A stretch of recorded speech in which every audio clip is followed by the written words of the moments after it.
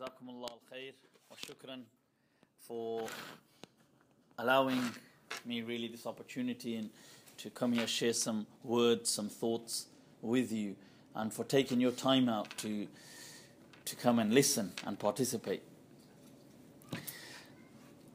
I want to share my opinions or my understanding on a few things surrounding Imam Malik, the School of Madina, and its relevance to us today. Okay, so that's the type of the method of thought really that we're going down. That first of all, and that begins with the question, first of all, what is the School of Madina? And following that, well, why is it important to us today? So these are the two pivotal type of questions, two central questions we want to look at, to explore. I'm not saying that I have, definitive answers to certain things to say that this is why you have to take this on board, or this is why this is going to make such a difference to you, but this is an opportunity to explore. Or you can ask questions, you can think. You could go away, just have some philosophical inquiry, personal philosophical inquiry on the matter. The first question, what is the School of Madina? Right, now, the Prophet ﷺ spent his life predominantly within the two cities of Mecca and Medina. He received revelation. The Prophet ﷺ set in motion and delivered this message, and by doing so set in motion what would eventually change the world as we know it. In the lifetime of the Prophet ﷺ, there were several, hundreds of thousands of companions. Okay. Taking a broad understanding of the word companion, that is.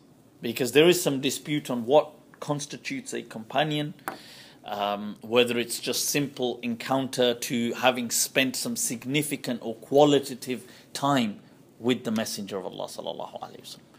Or whether, as some have said, Sa'id ibn Musayyib, for example, they have to have been on a battle or someone. We're not taking that interpretation. We're just saying the people who the message had reached. If we're just taking that very broad type of definition, it reached many people.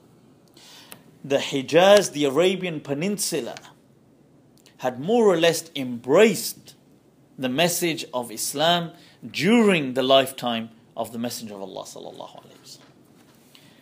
It had also the message had gone beyond the Jaziratul Arab, the Arabian Peninsula, but that's where it had been embraced. The companions of the Prophet sallallahu alaihi wasallam were the transporters of this message. That the Prophet sallallahu alaihi wasallam is teaching people, he's teaching the people around him the message. They then are transporting this message far and wide, and it begins with their hometowns, their villages, their tribes, so on, and then it goes to the extent that we see in the time of the Khulafa, that it goes beyond the Arabian Peninsula. It will push up forth into Sham, beyond Sham into Iraq. You see in the time of Umar ibn al-Khattab radiallahu anh, that the cities that at that time, the twin cities, are they're actually designed and orchestrated, Kufa wal Basra.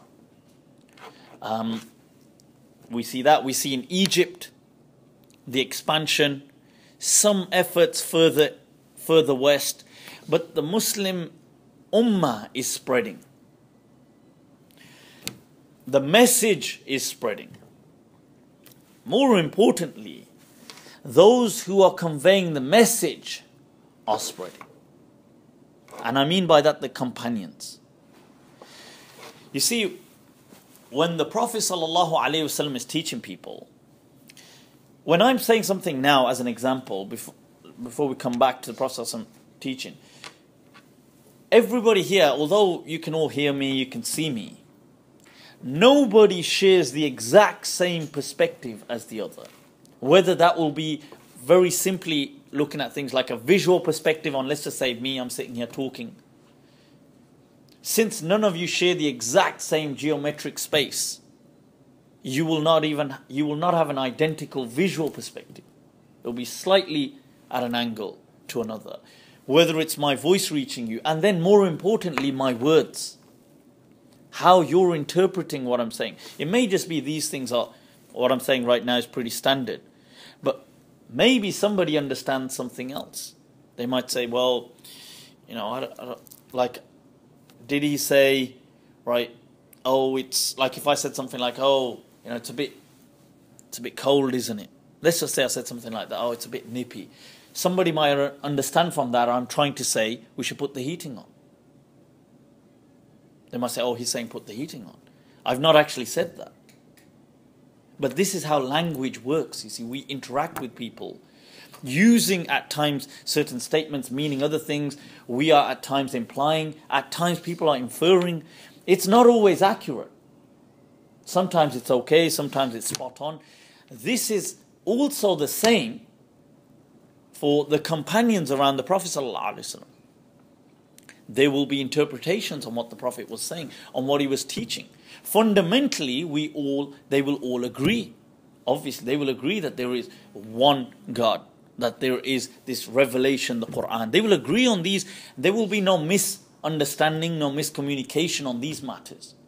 But on the more subtle issues, when the Prophet ﷺ will say things like, let's say, oh, you shouldn't just walk in one shoe. The shaitan walks in one shoe. What did he mean by that? Some of them may understand it's haram to walk in one shoe. Because the Prophet ﷺ said the shaitan walks in one shoe. Somebody may understand that to mean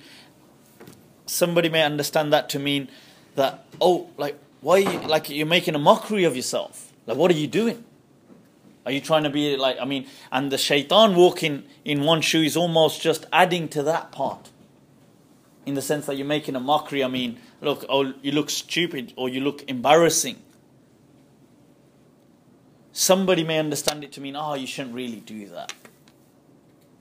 If you did it, it's not like it's haram or something. It's not one of those type of rulings. But that is all interpretation. See, we will all understand these things differently. So, these companions who are listening to these rulings, who are understanding these rulings, they have a take on the matter. Now, when they spread, what goes with them, enveloping the message, is their interpretation on it, their take on it.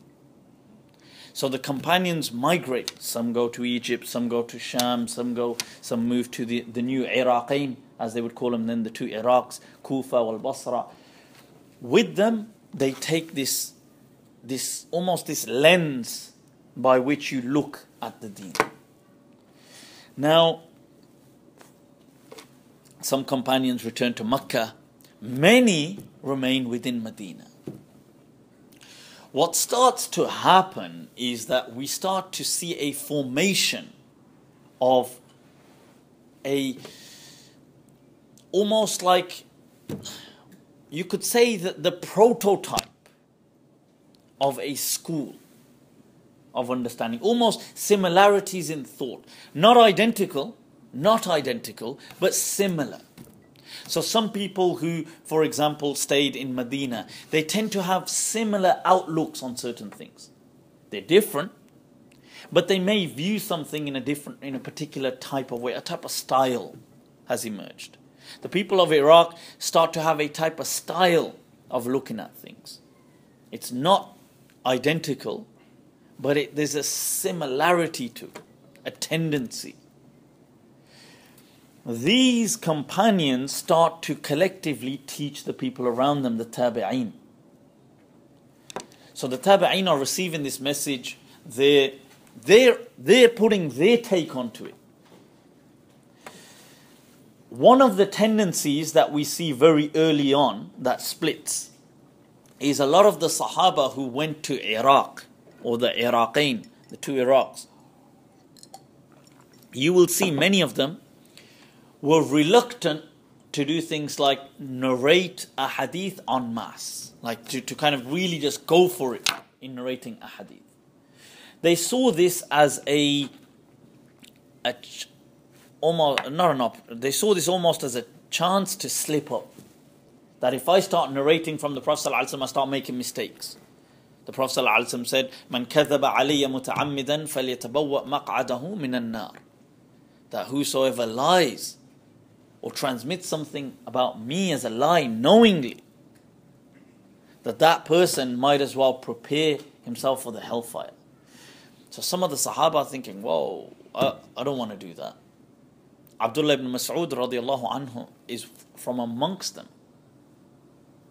He would say that when he would narrate a hadith, he would get nervous. Say, kama qal, or qala nahwan min hadha, or he said something like this, or I think he said this, or to this effect, or because it would get nervous. This hadith was hanging over them, above them. So you start to see, however, now they have that anxiety, but then to cushion the whole thing, to support it, what they have is the hadith that إِذَا اجْتَهَدَ الْحَاكِمْ, that if one of you does ijtihad فَأَخْطَأ فَلَهُ أَجَرٌ, but you make a mistake, you still get an ajr. It's a win-win situation. So why should I sit here and narrate a hadith? You come and ask me a mas'ala. You say, well, this has happened. And I say, and the hadith says, the Messenger of Allah sallallahu alaihi wasallam said this, and I get it wrong. And I'm preparing myself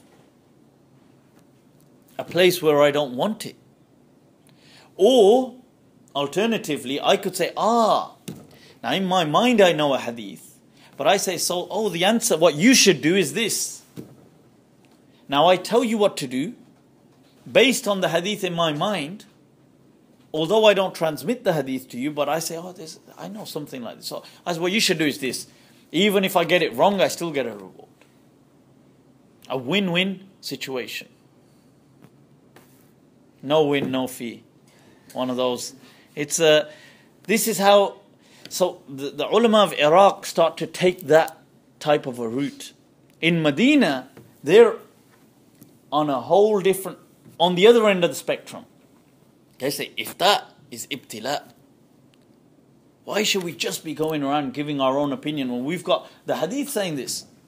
Why should I be saying, I'm saying this, when we know that qala Rasulullah sallallahu alaihi wasallam? We've got the hadith here. Am I, in a way, putting myself above or on a par with the Messenger of Allah sallallahu alaihi wasallam? Not that you are, but I'm just saying this mentality was there. People like Umar were there. People like Uthman.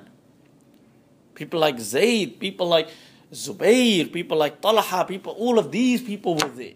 Aisha radiallahu anha. Abu Huraira.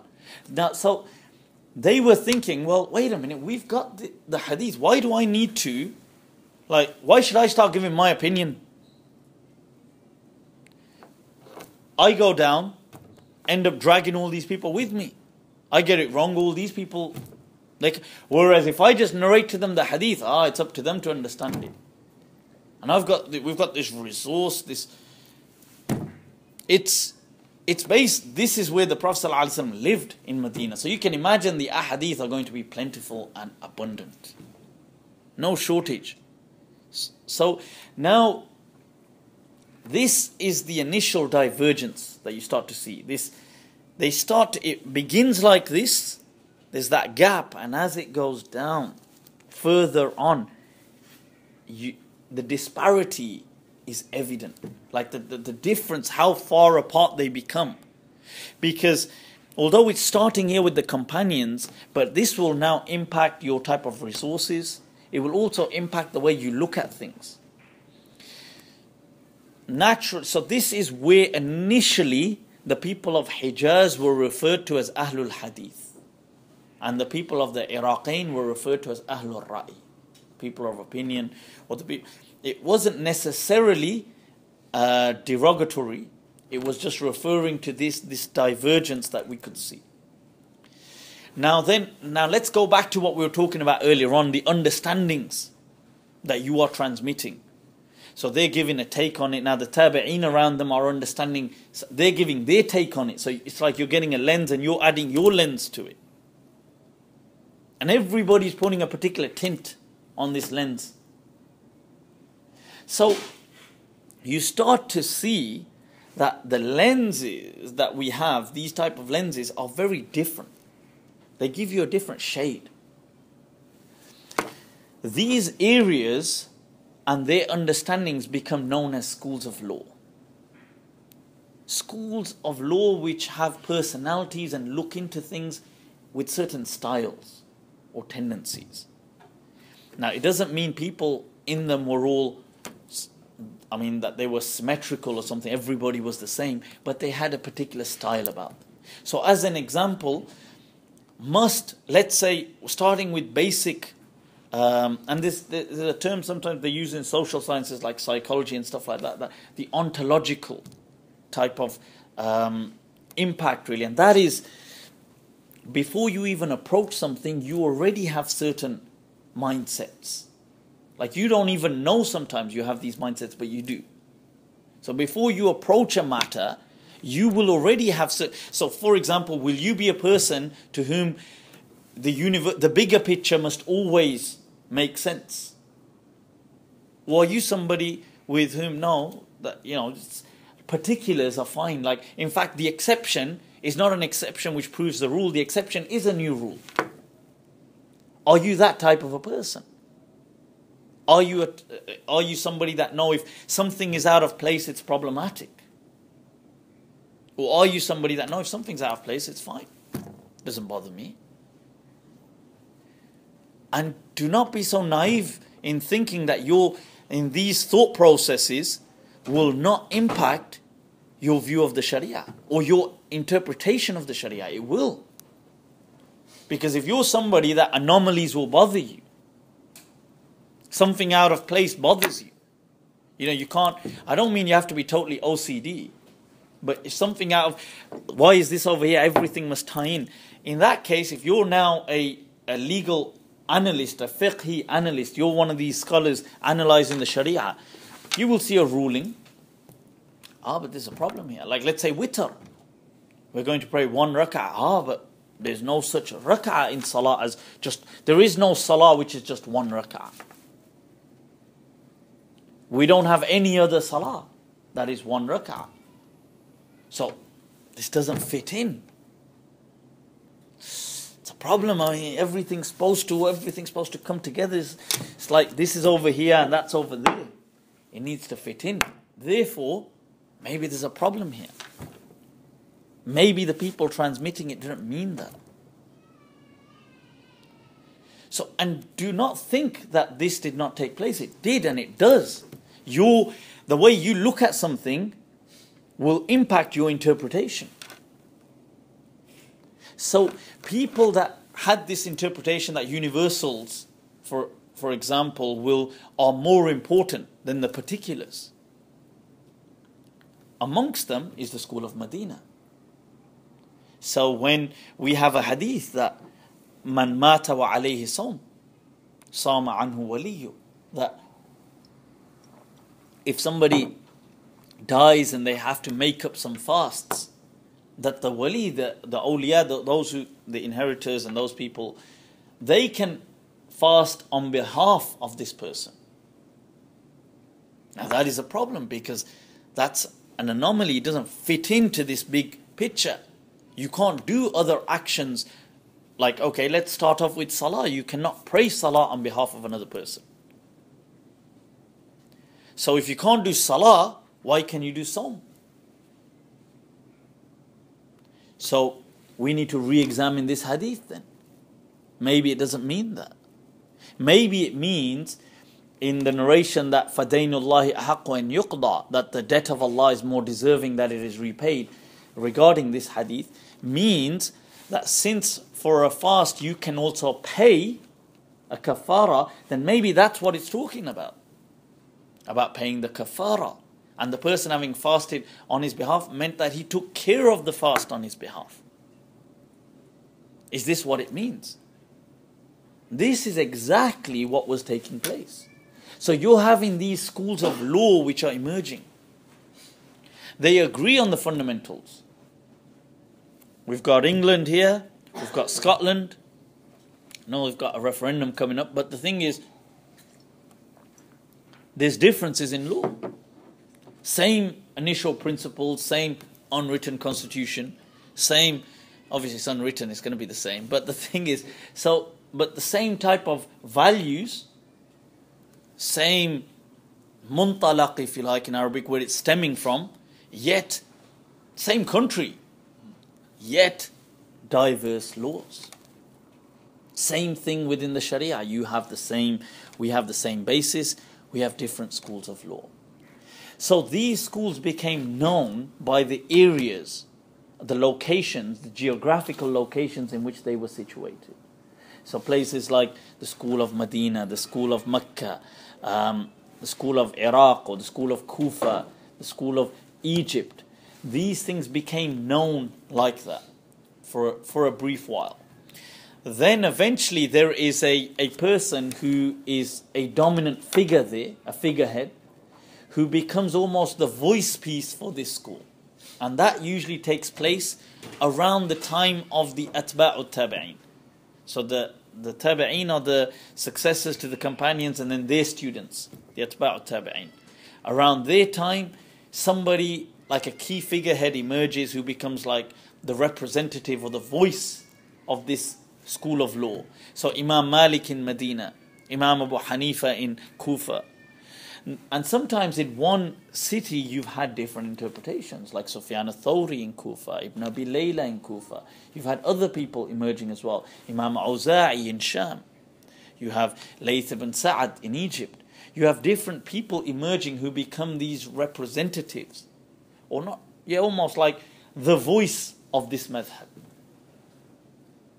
So that is the first question. What is the School of Madina? School of Madina is our understanding of the deen as transmitted through the companions and the successors who lived in Medina and was expressed or voiced and expanded upon by Imam Malik. That is what, when we say today the School of Madina, what we are talking about. So the School of Madina is not necessarily, it's not like let's say Imam Malik or Imam Abu Hanifa, these people, they didn't come up with all of this. They become the representatives of this school of thought.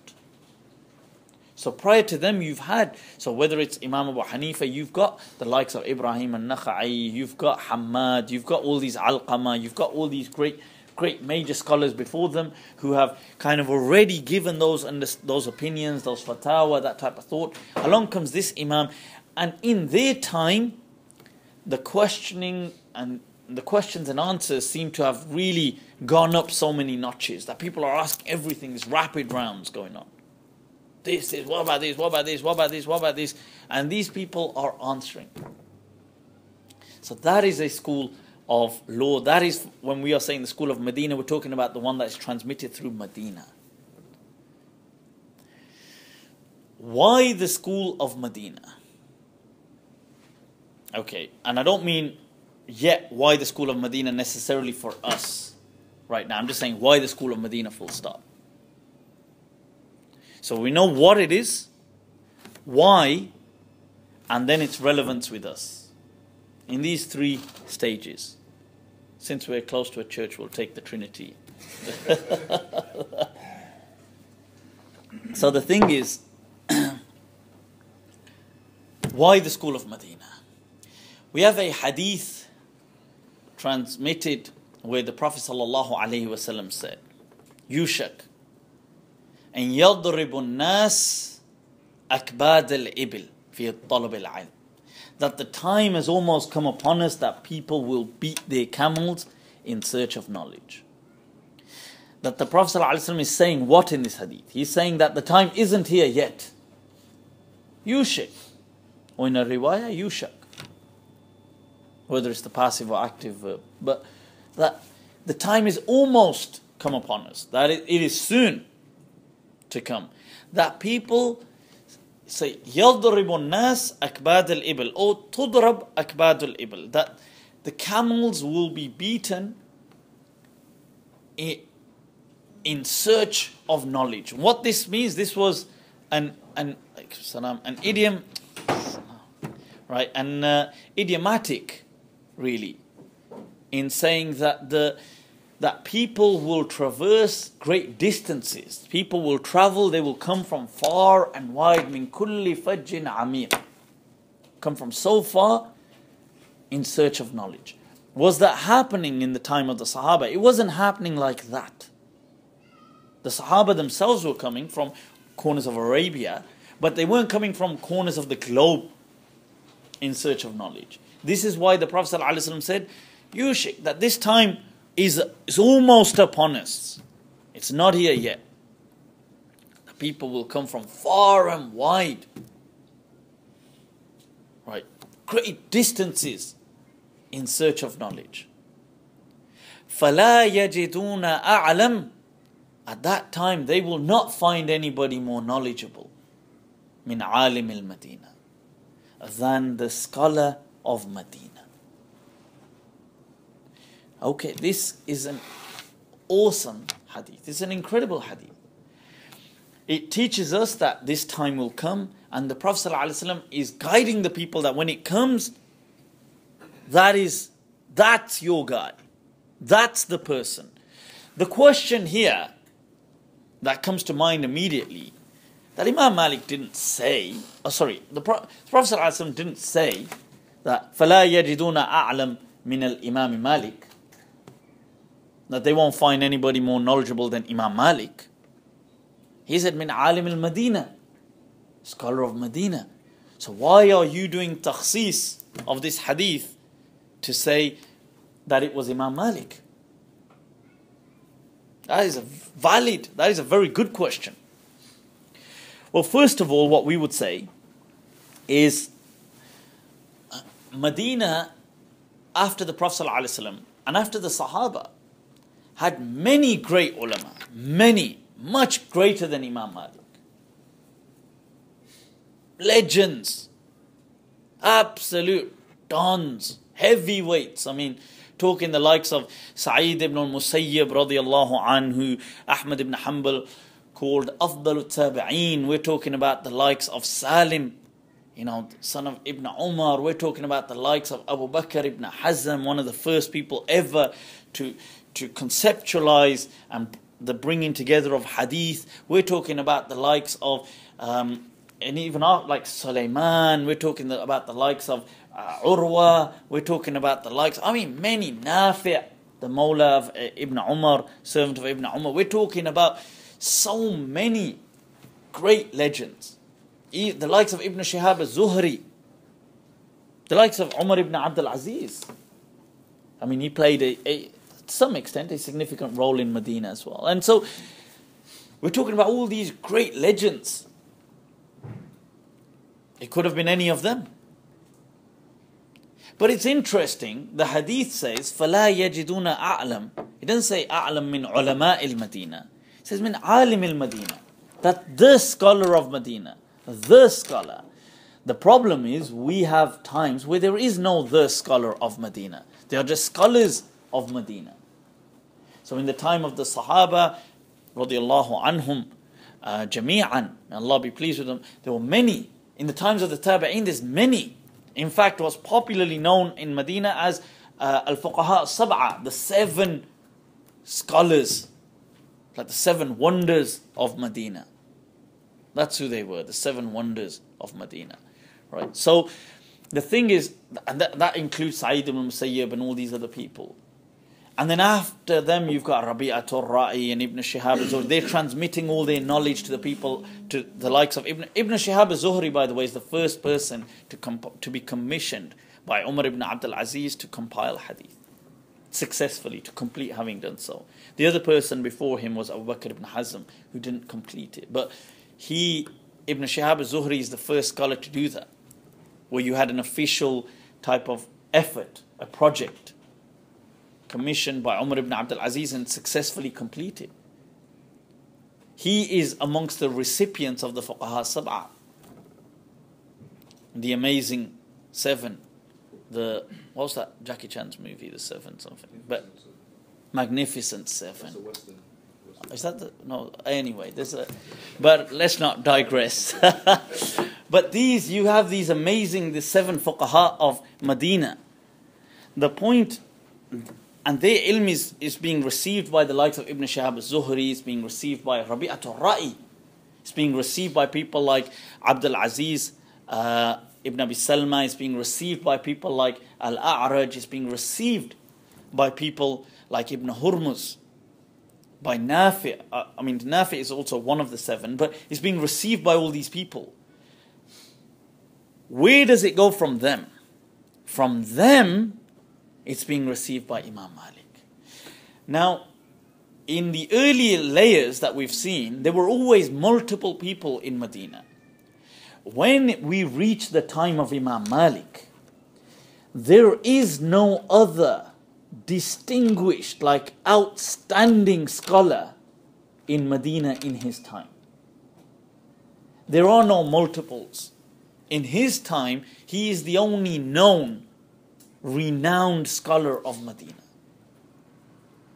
This is why Sufyan ibn Uyayna, Abdurrahman ibn Mahdi, and many others have said that we believed him to be the embodiment, Imam Malik, the embodiment of that hadith. Because in his time, there was nobody that was referred to as Alim al-Madina except him.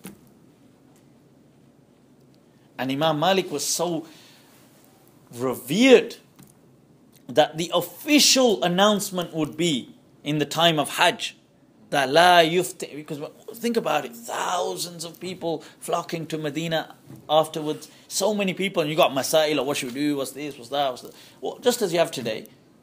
And the official announcement comes, although today there isn't an official announcement, but nobody, la yufti nas ahad, nobody can give fatwa, official statement. Wa malikum bil Madina, whilst Malik is in Medina. That is the official. Look at this legend.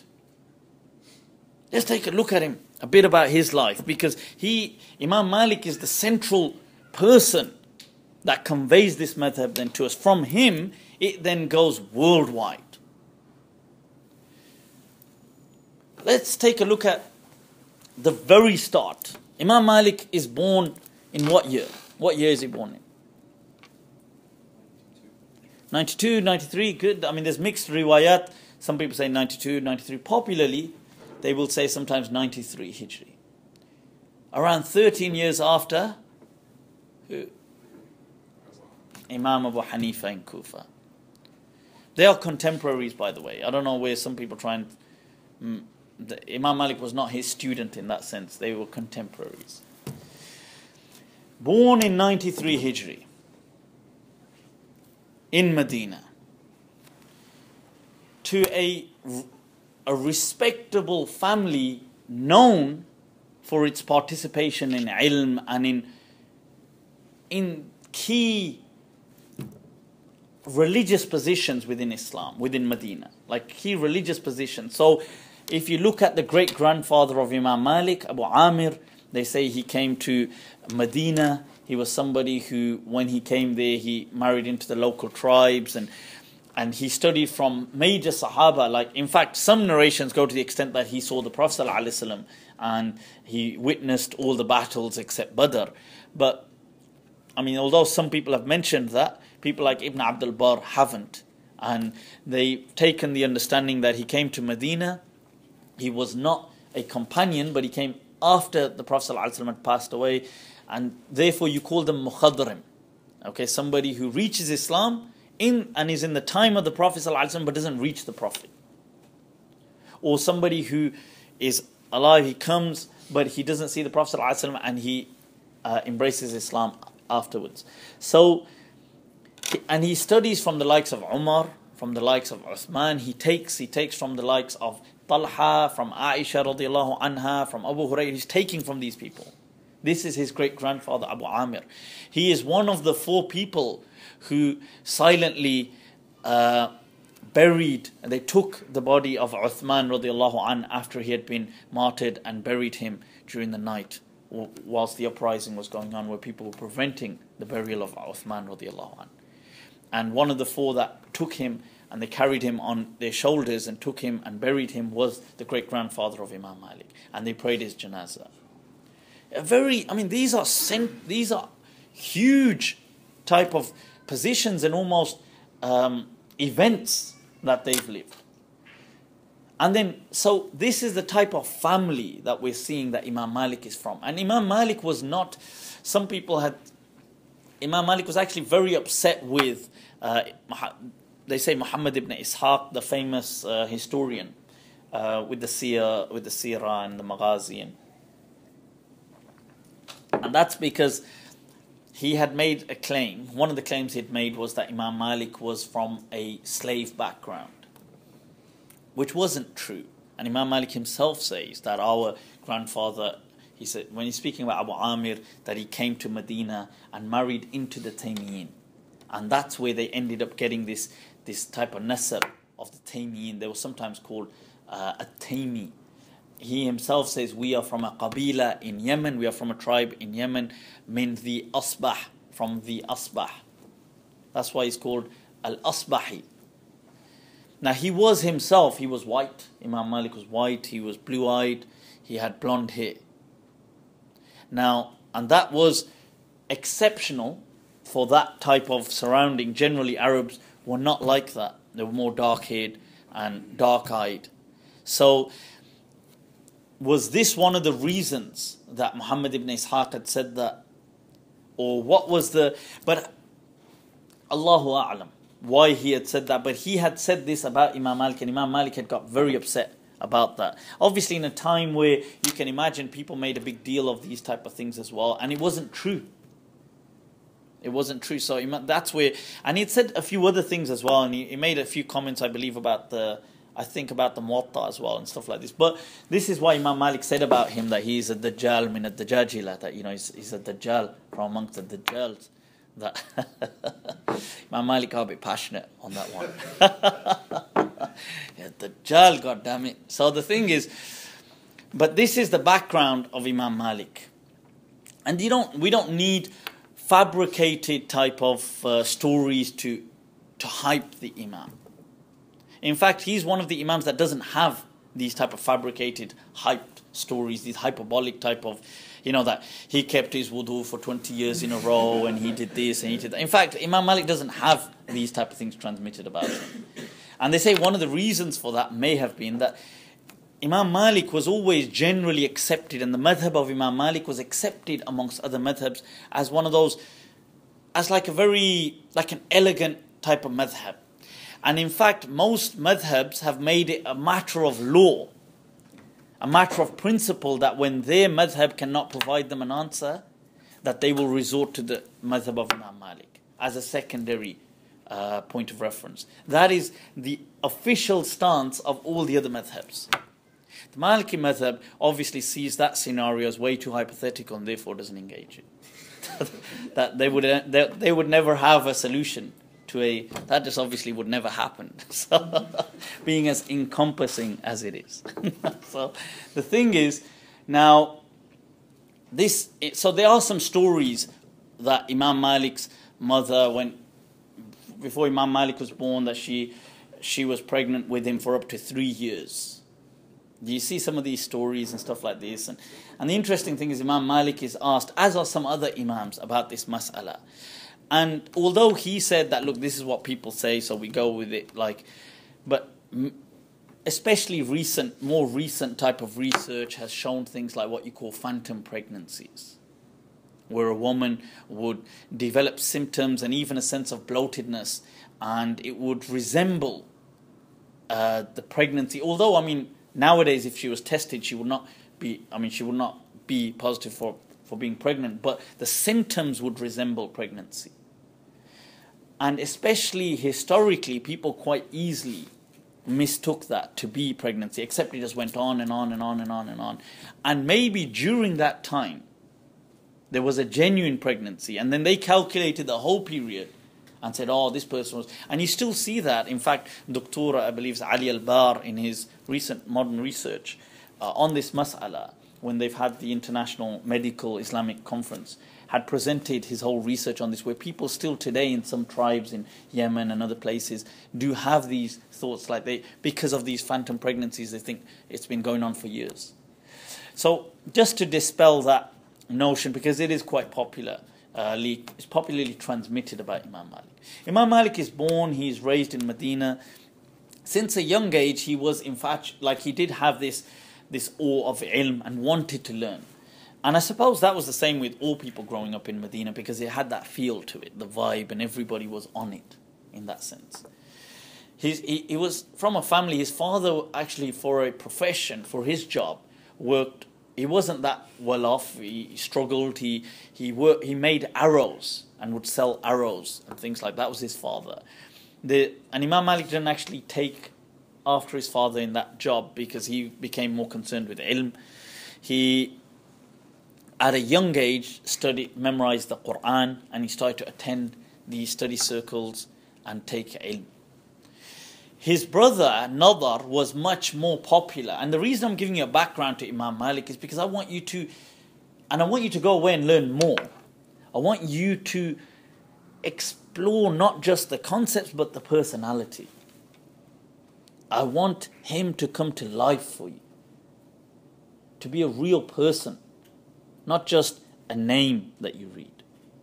That if you hear something about him, you can almost sometimes tell without even having ascertained whether it holds any reality or not.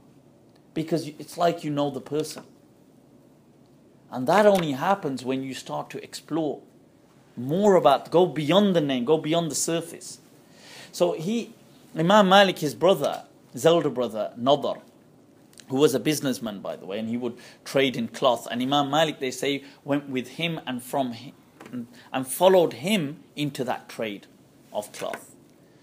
So his brother Nadar was into hadith, and he would study hadith, and he was quite reasonably well, whilst they were growing up. I'm not saying at a later age, and Imam Malik would be known by his brother Nadar, and that's with a dad, by the way. So, and they would say, oh, this hada akhun Nadar, this is the brother of Nadar.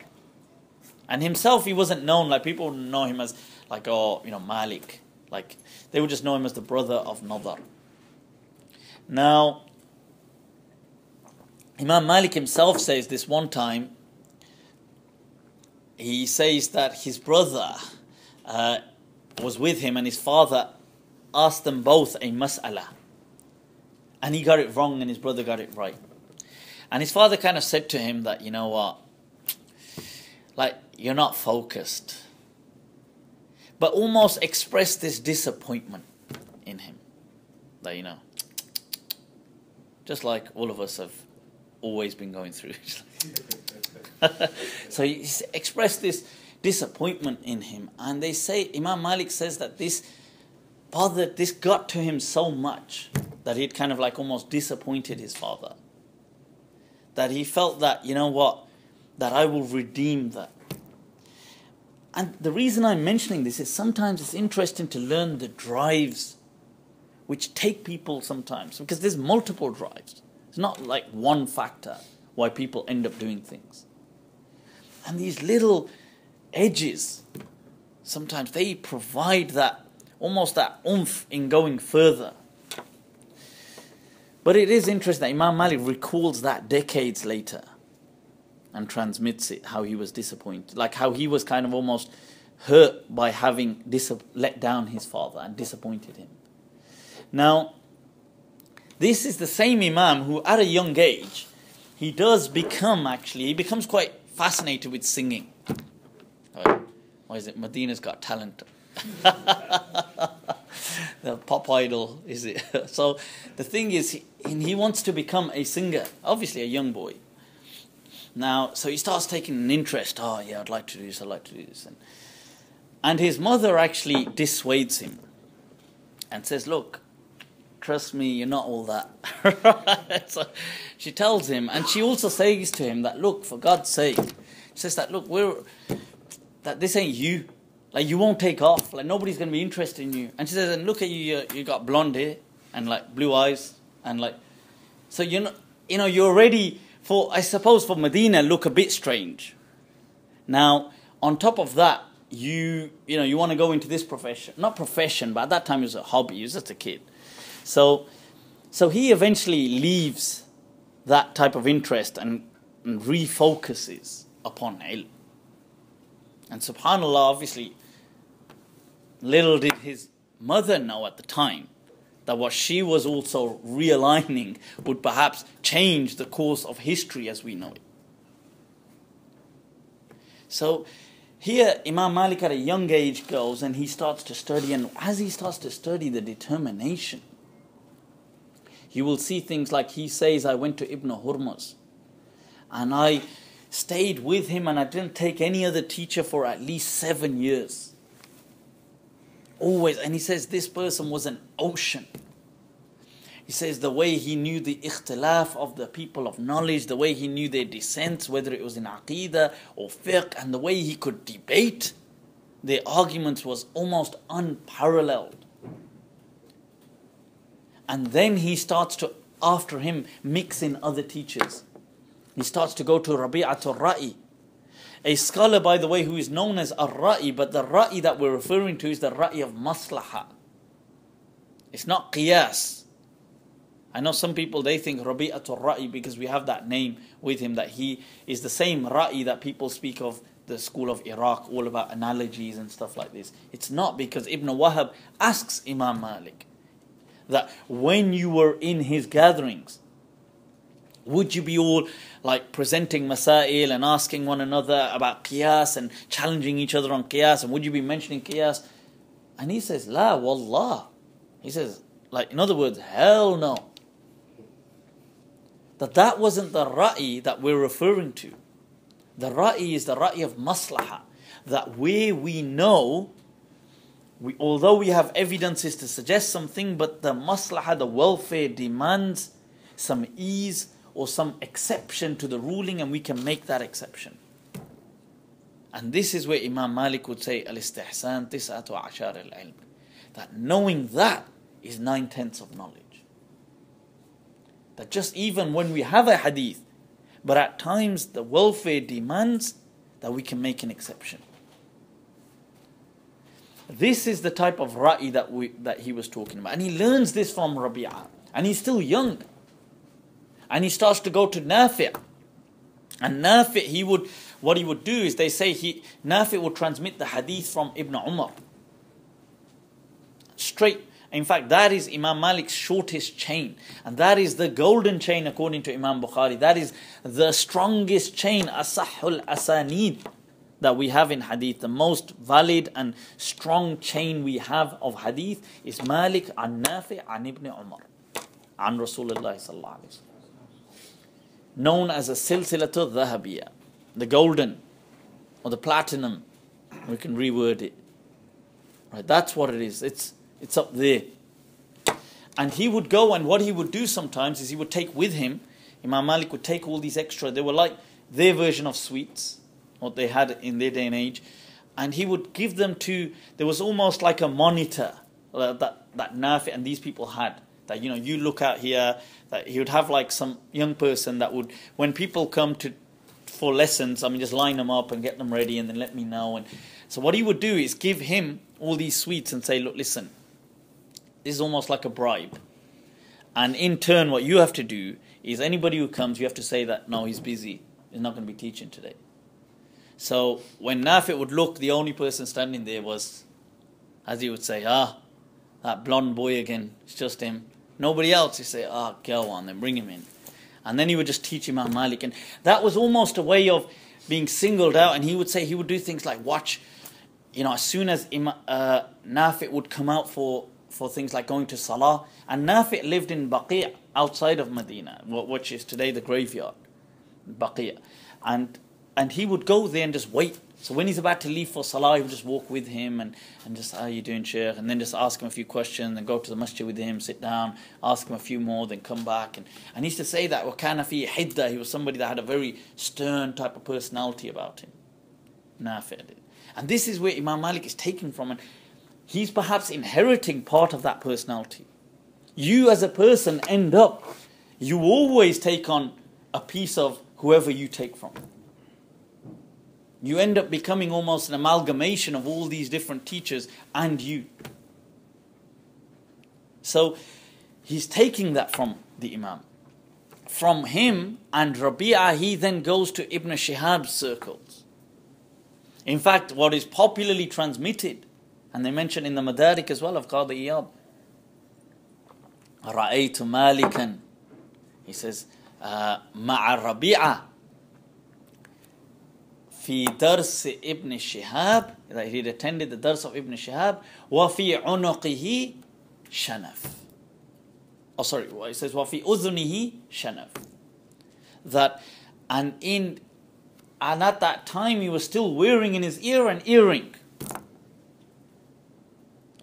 By that they meant Imam Malik was still quite young, because see, obviously unknown to us, but there was a bit of a culture where they would make young children, including boys, wear earrings. Now, obviously, that culture doesn't seem to have continued generally. So we see this as, once again, something shocking and exclusively, let's say, effeminate, or only something that women would do or girls would do.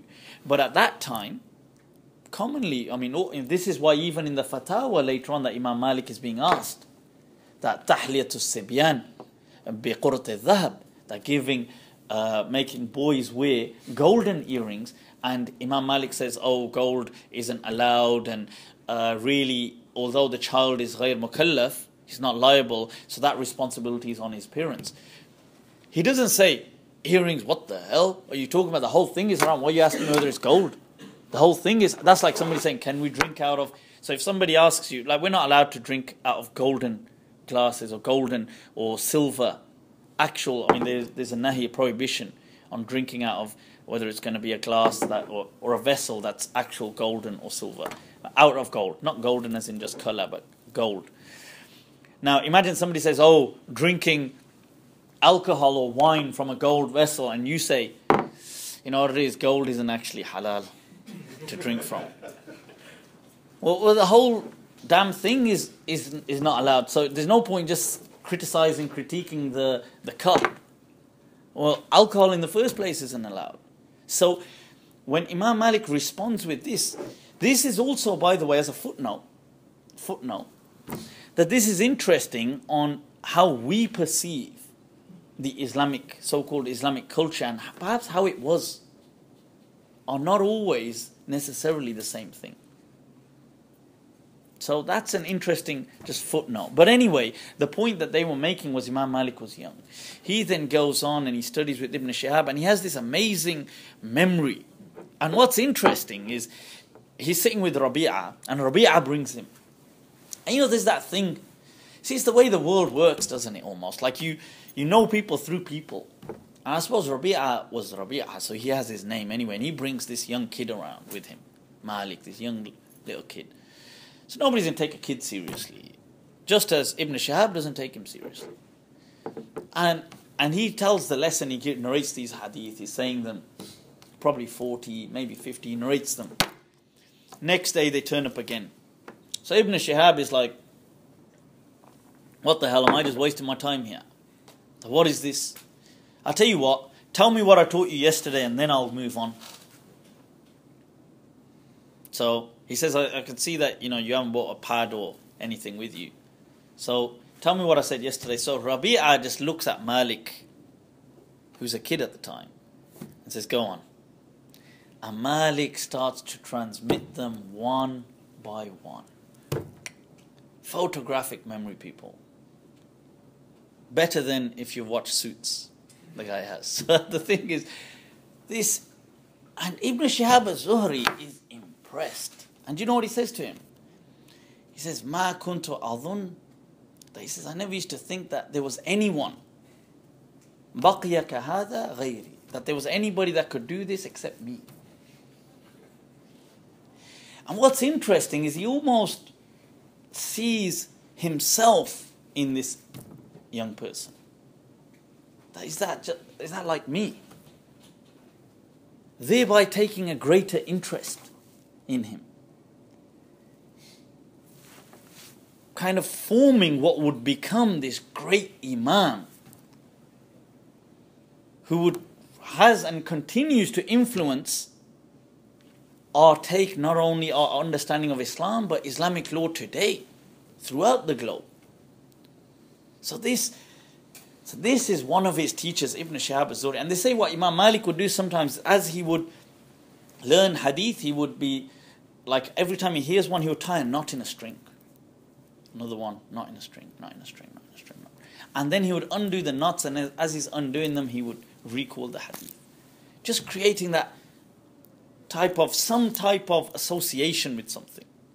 And I mentioned this to somebody. I said, what's interesting is I read a very similar thing, but different, obviously, but similar thing about Ghalib, the poet, the Urdu poet, who says that, when poems would come to him, and obviously he wouldn't be in a fully sober state, right? So they would come to him, and what he Ghalib says, Ghalib chuti sharab parabbi kabhi kabhi. He says, we've left this alcohol, but then now and then, I suppose. But the point is that when this would come to him, he would tie a knot in a string, and then he says in the morning, as he would undo each knot, he would recall the line of poetry. But it's interesting.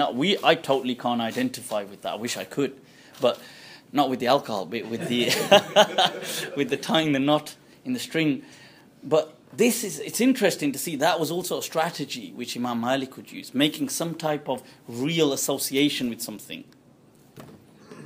When Imam Malik at a later age began to actually teach, he would do things like organize his time and the classes, if you like, in a what was for his day and age an innovative way.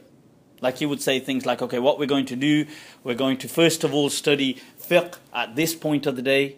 We're going to study. Remember, this was not done before. Now we just look at schools and look at this and devise our things accordingly. Remember, if you're coming up with this, it's different. And he would say, okay, we're going to have hadith in a particular way, and we're going to have this in a particular room. Hadith had its own room. Fiqh had its own room. For hadith, he would say, all right, I'm going to go in, he would shower up, come out, perfume himself, have this. And Imam Malik, by the way, was known to take an interest in his clothes. They say he would buy, and he liked white, but he would buy this radiant white, beaming type of white cloth. They say al-Yamaniya, al-Khurasaniya, they say al-Adaniya, they say ghaliyat al-thaman. Very expensive clothes he would buy.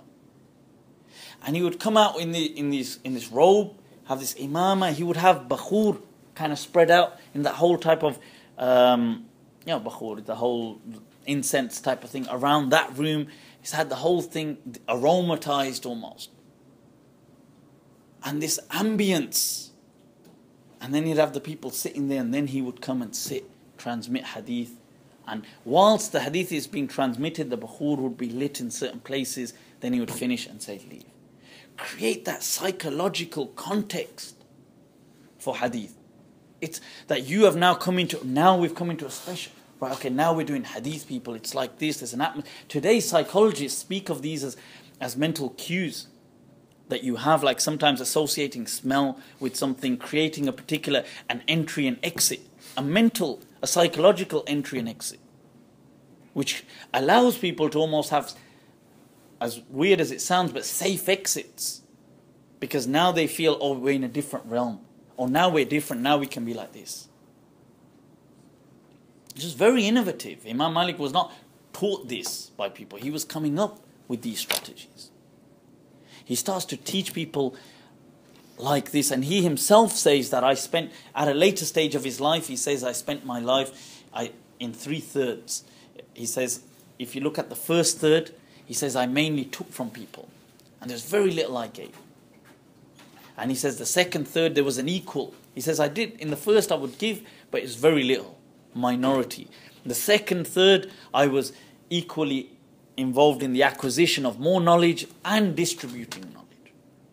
And in the final third, I was mainly just giving.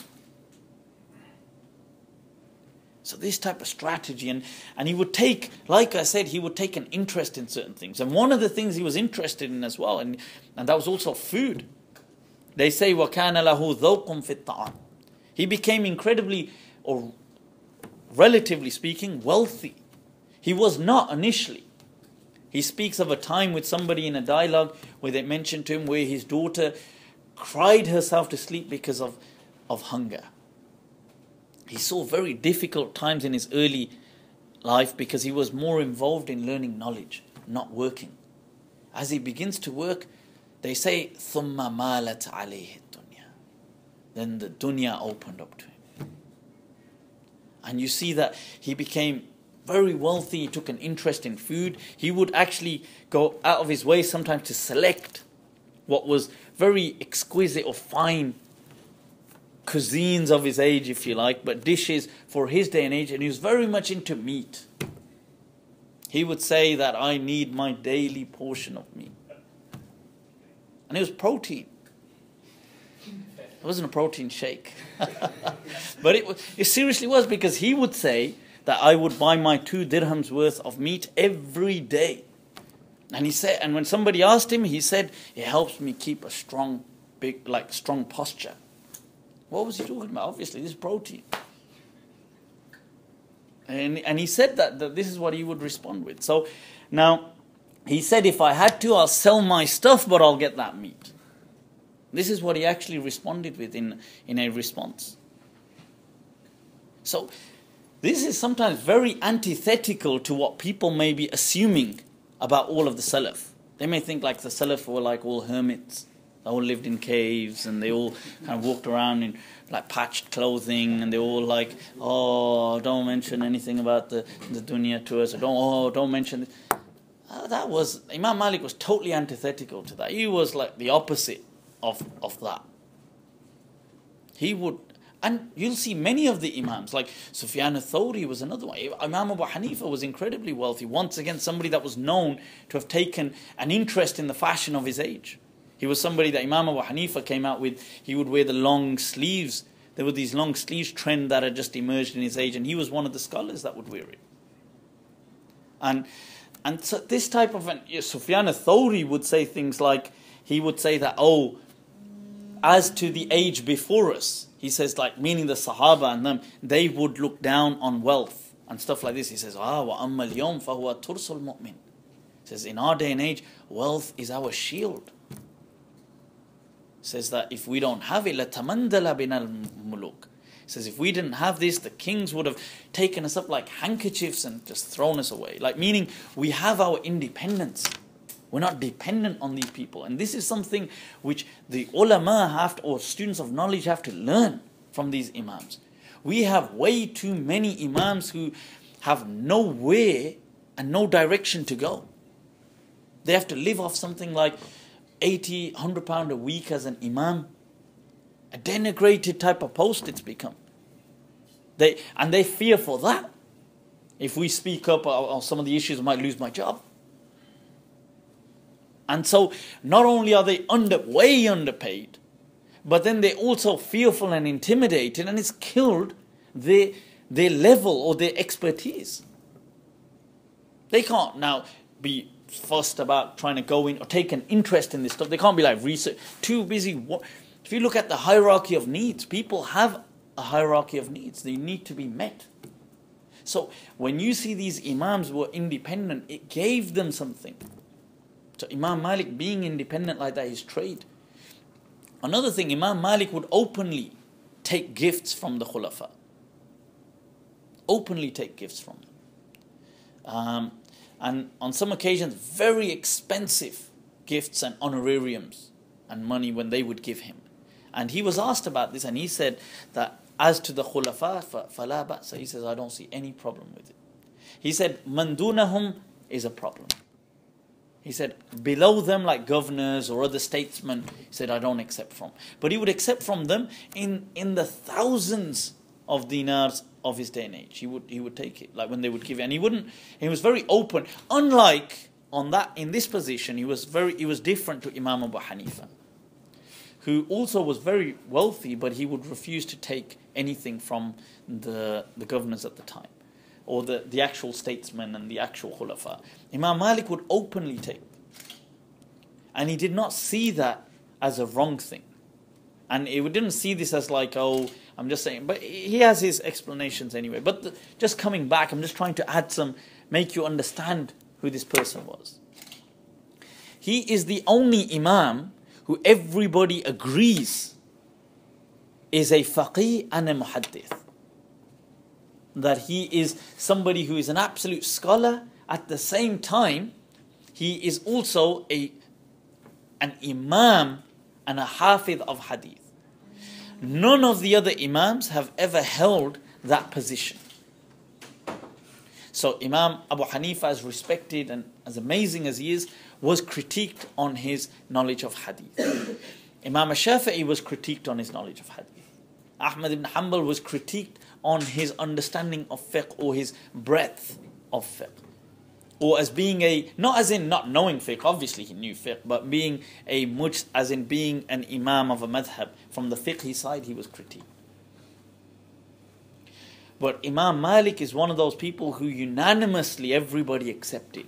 That, oh no, not Imam Malik, imamun in them both. Absolute, undisputed. So that is another type of a defining point about the imam. That he had, and this should not be, when I mentioned that he, for example, took an interest in certain things, like he took an interest in clothing, took an interest in food, he took an interest in the, at the same time, he did have certain things, like Imam Malik had a principle, they say he would not wear shoes in Medina. When he would walk within the internal inner streets of Medina, he wouldn't do that. Out of love and respect for the Prophet ﷺ. That was a different side of the Imam. He had that angle to him. He was also in his day and age very strict against innovations within the deen. Very strict, in fact too harsh almost. To the extent anything that he saw as new and whatever, he would be very critical of it. To the extent when Abdurrahman ibn Mahdi came and was sent by the governor, he came to the Prophet's mosque and he begins his prayer, and as he begins the salah, he takes off his type of scarf and he puts it in front of him, which would be ahead of the place of sujood, and then he begins his salah. And Imam Malik looks at him thinking, who on earth does he think he is? He says to the guards, he says, take that person and throw him out of the doors. He says, nobody innovates in the masjid of the Messenger of Allah sallallahu alaihi wasallam. He says, that is an action which the Salaf did not used to do. They used to place a scarf before them and do their sujood. He says, and his wording is, he says, throw him from the doors even if it breaks his legs. That was his wording. He says, وَلَوْ إِنْ كَسَرَتْ رِجْلُ. Then they go to Abdurrahman ibn Mahdi, the bouncers do. They're like, all right, finish your salah, we got a surprise in store for you. Right? He says to them, oh, I've been sent by the governor of this place. I'm like, obviously I've come on almost a diplomatic type of visit, if you like. He's got that protection. So when he says this to them, they come back to Imam Malik and say, do you still want us to throw him? He's come on behalf of... So Imam Malik says, okay, just tell him to leave. And then Abdurrahman ibn Mahdi comes to, and later on ends up becoming one of the students of Imam Malik and transmitting from him. But he comes to him at that point and he says, like, you know, what's actually happened and what? And he says to him, why did you do that? Why did you put that scarf in front of you? He says that the Prophet ﷺ said, Man ahdatha fi masjidi hadha, whosoever innovates in this masjid of mine, فَعَلَيْهِ لَعْنَةُ الْمَلَائِكَةِ, that he will have the curse of the angels upon him and the curse of the whole of mankind. So this, in some things, he had this side to him, very strict. He had another political side to him. when there was an uprising of Muhammad Nafs against Bani al-Abbas. And at that time, people had their bay'ah, their allegiance to Abu Ja'far al-Mansur. And people came to Imam Malik and said, and this is one of the popular riwayat, that when they said to him that, can we support Muhammad Nafs and what do we do? Because we've given our bay'ah, we've given our pledge to Abu Ja'far al-Mansur. And he said, and he transmitted the hadith, talaq al-mukrah laysa bi talaq, that the divorce of one coerced is not a divorce. And from that they understood his implicit agreement and support in saying that, look, you guys have been coerced into that pledge and allegiance. And although he didn't openly stand, and say that, but it was enough for him to say this, that the governors and the people in Baghdad heard about it, and people landed on him in that sense, that you need to retract this hadith, this athar that you are transmitting. And Imam Malik shows such a strategic athar, such a strategic hadith. That talaq al-mukrah laysa bi talaq. But the talaq of a coerced person is not a talaq. Transmitted by who? Ibn Abbas. To who? In the face of who? Bani al-Abbas. Extremely strategic. The Imam's foresight was on another level.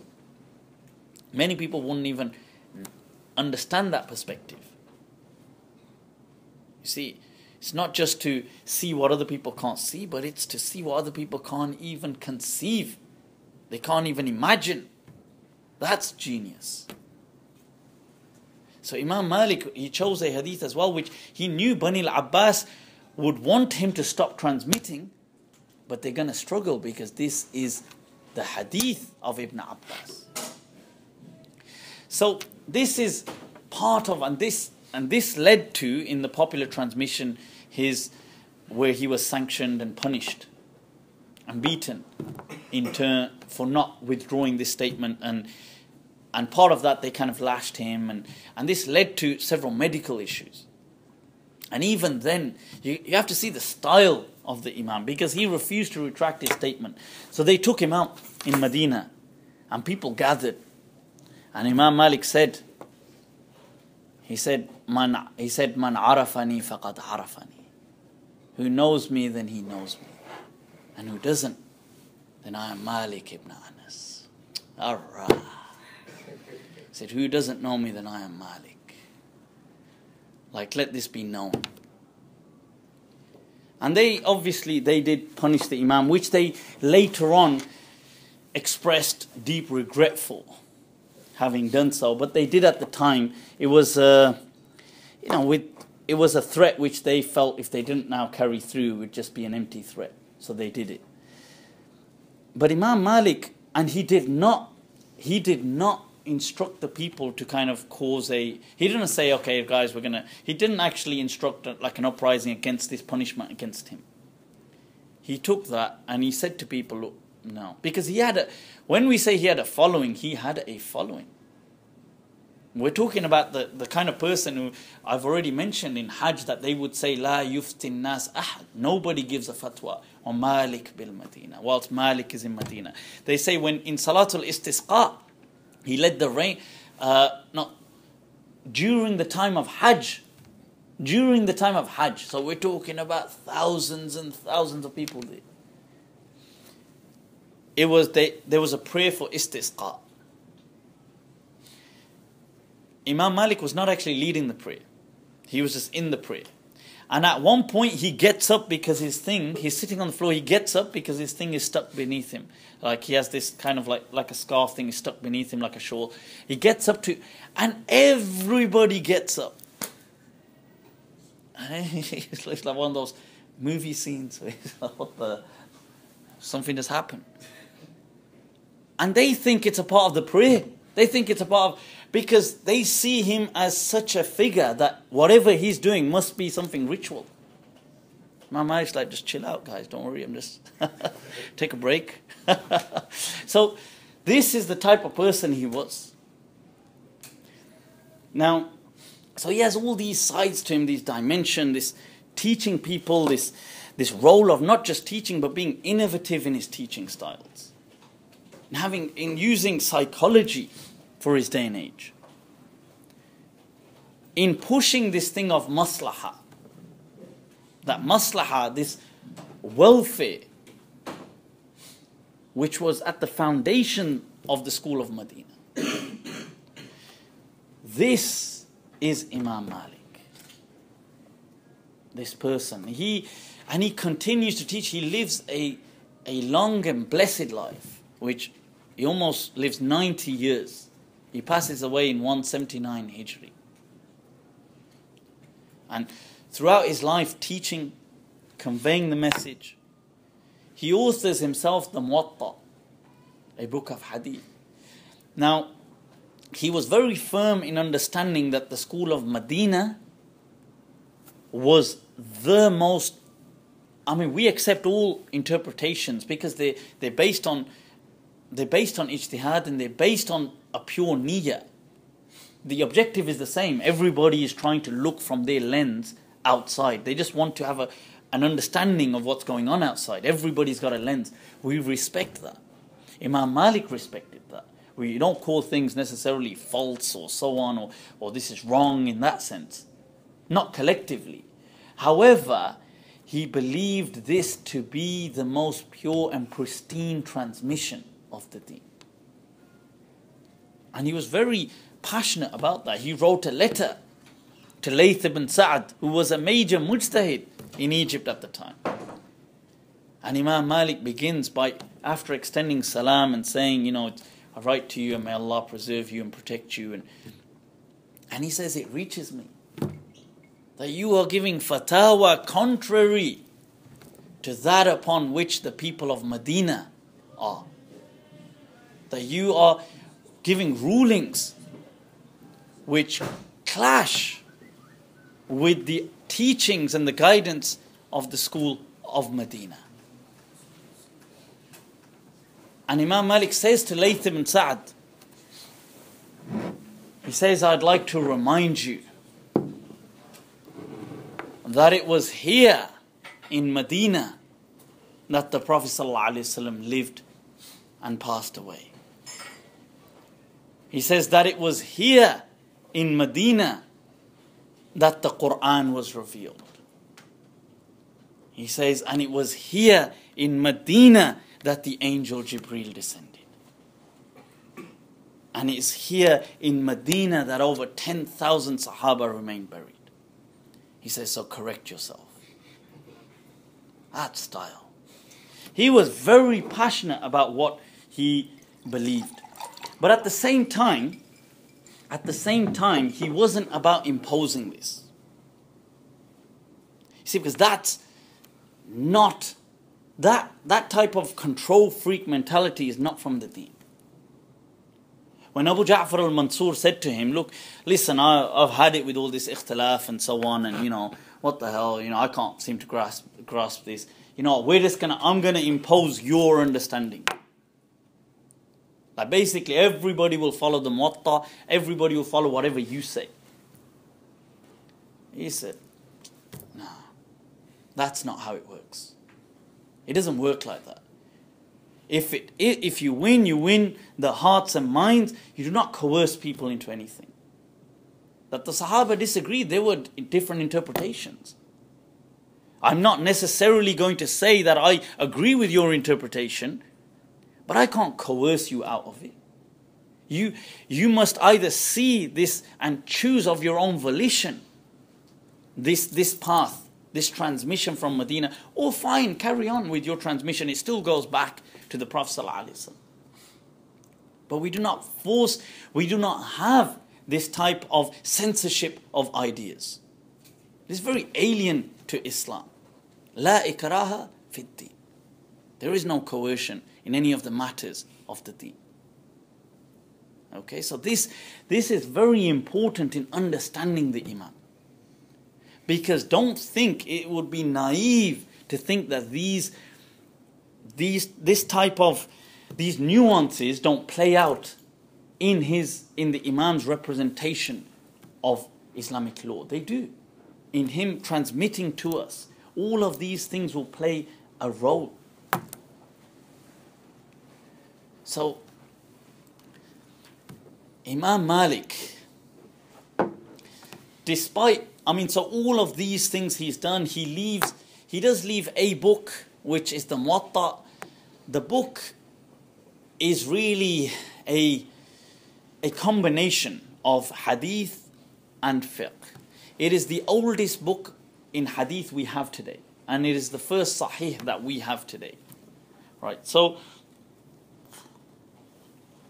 it has generally the ulama, especially the Malikiyah and non-Malikiyah, accept it to be absolutely sahih. And they don't question that. Obviously people would say the Malikiyah are going to say that anyway, because there's that bias. But obviously the Malikiyah had major dons of hadith. They weren't just nobodies. The likes of Ibn Abd al-Bar, the likes of Abu al-Walid al-Baji, the likes of Abu Bakr ibn Arabi, the likes of Qadi Iyad, the likes of Abu Muhammad al-Asili, these type of people were not just, they were revolutionary figures. Abu Muhammad al-Asili was the first person to teach Bukhari tafaqquhan in Al-Andalus. These people, these are major muhaddithin, major huffaz of hadith, they obviously said that the Muwatta is not only absolutely sahih, it is number one in everything, in all the books of hadith. People have sometimes questioned, and they have their angle, and we respect that, and they've said, look, because Imam Malik mentioned some ahadith, several in the Muwatta, without mentioning the complete chain, therefore, although we respect him, but we can't accept this, going by the method that we want 100% disclosure. So that's what it's about, security clearance. That's what it's about. So the thing is that they say, no, we've got principles. Like Imam Shafi'i says, we've got these principles, we want 100% disclosure. You haven't given us the full names, I respect you, but I can't take this. With Imam Malik, it was different. It was about trust. This deen has been entrusted to us. No trust, no anything, no deen. So, if somebody doesn't give you the chain, he's taken the burden upon himself. Now we look at who is he. Can he carry this weight? And Imam Malik could. He says that himself, he attended a circle once where somebody was teaching hadith and he walks off. And one of his teachers asks him that, why did you walk off from that circle of hadith? He says that it's not with no fault to the person. He says it was so crammed that I would have had to stand to learn the hadith, and I didn't want to disrespect the hadith of the Prophet ﷺ by standing. He himself says that, وَلَقَدْ رَأَيْتُ, he says, I've seen so many people sit by this pillar in the Prophet's mosque, وَيَقُول حَدَّثَنَا وَحَدَّثَنَا, and he would say that this person has told me, transmitting hadith. That's the style of transmitting hadith, by the way. Say حَدَّثَنَا. So he says, I've seen many people do that. And he says, what? And he says, I did not take from them. He says, وَلَوْ اِئْتُمِنَ بِبَيْتِ الْمَالِ لَكَانَ بِهِ أَمِينًا. He says, the person, if you gave him the whole Muslim treasury, he wouldn't even take 1 dirham or dinar and misuse it. That's how trustworthy the person would have been. But he says, غَيْرَ أَنَّهُ لَمْ يَكُنْ مِنْ أَهْلِ هَذَا الشَّأْنِ. He says, except this science, he wasn't cut out for it. This wasn't his thing. You don't worry about this. We got this. It's one of those.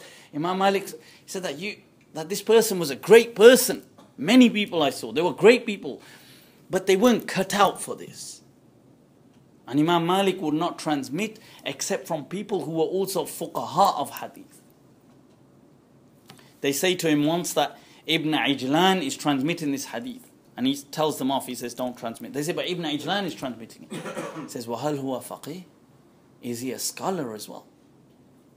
No, so leave it. This is the personality that we are coming face to face with, that we are trying to learn and explore about. Imam Malik. See, this type of level of scrutiny, this level of hadith, the way he treats the hadith, the way he treats the sunnah. Because this is another interesting, they draw a distinction between hadith and sunnah. And we do that within the School of Madina, as do the Kufiyin, the Hanafiya as well do a similar thing, draw a distinction between hadith and sunnah.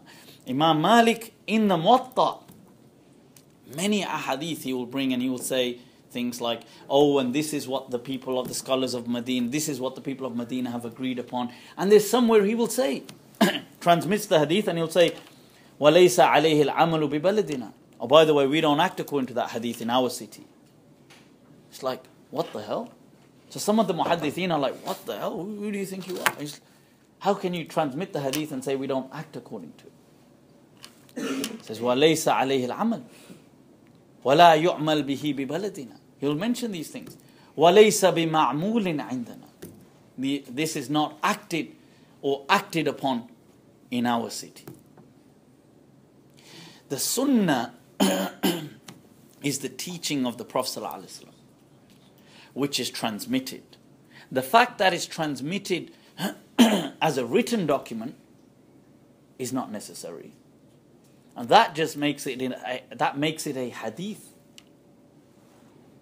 If it's transmitted orally or as a living, practiced action or teaching, then that is still a sunnah. Imam Malik would say, "Alfun an alfin ahabbu ilayya min wahidin an wahid." That 1,000 from 1,000 is much more beloved to me than one-on-one. That one-on-one, yanzi'u ad-din min bayni yaday. That this one-on-one would snatch the deen right from in front of you. You won't even know it. The meaning that we have a deen which has multiple transmissions. So sometimes you do get sunnah which come to us, but we don't have the ahadith for them. And sometimes you have ahadith, but it's not the sunnah. And this is important. One of the sunnah we have like sadr in the Maliki madhab. I mean, we have both opinions, but it's a sunnah. It's, as Ibn Abdul Barr says, وَكِلَاهُمَا sunnah. That both are from the sunnah, that you can leave the hands hanging in salah. You can also fold them as well. It's fine within the Maliki madhab. But the point is, you have sadr. You have very little athar or hadith, clear hadith. You do have some hadith to support it, but very little clear hadith to support it. But you have the sunnah. And sometimes you have many ahadith on something, but it's not, as Imam Malik would say, as he said to Abu Yusuf, when Abu Yusuf came to him. And he said, oh, strange, the people of Medina don't know the adhan. Because the adhan is only, Allahu Akbar is said 2 times, only said twice as opposed to 4 times. He goes, Ajib, people of Medina maybe slipped up on this one. And Imam Malik says to him that this is the adhan which was called from the time of the Prophet.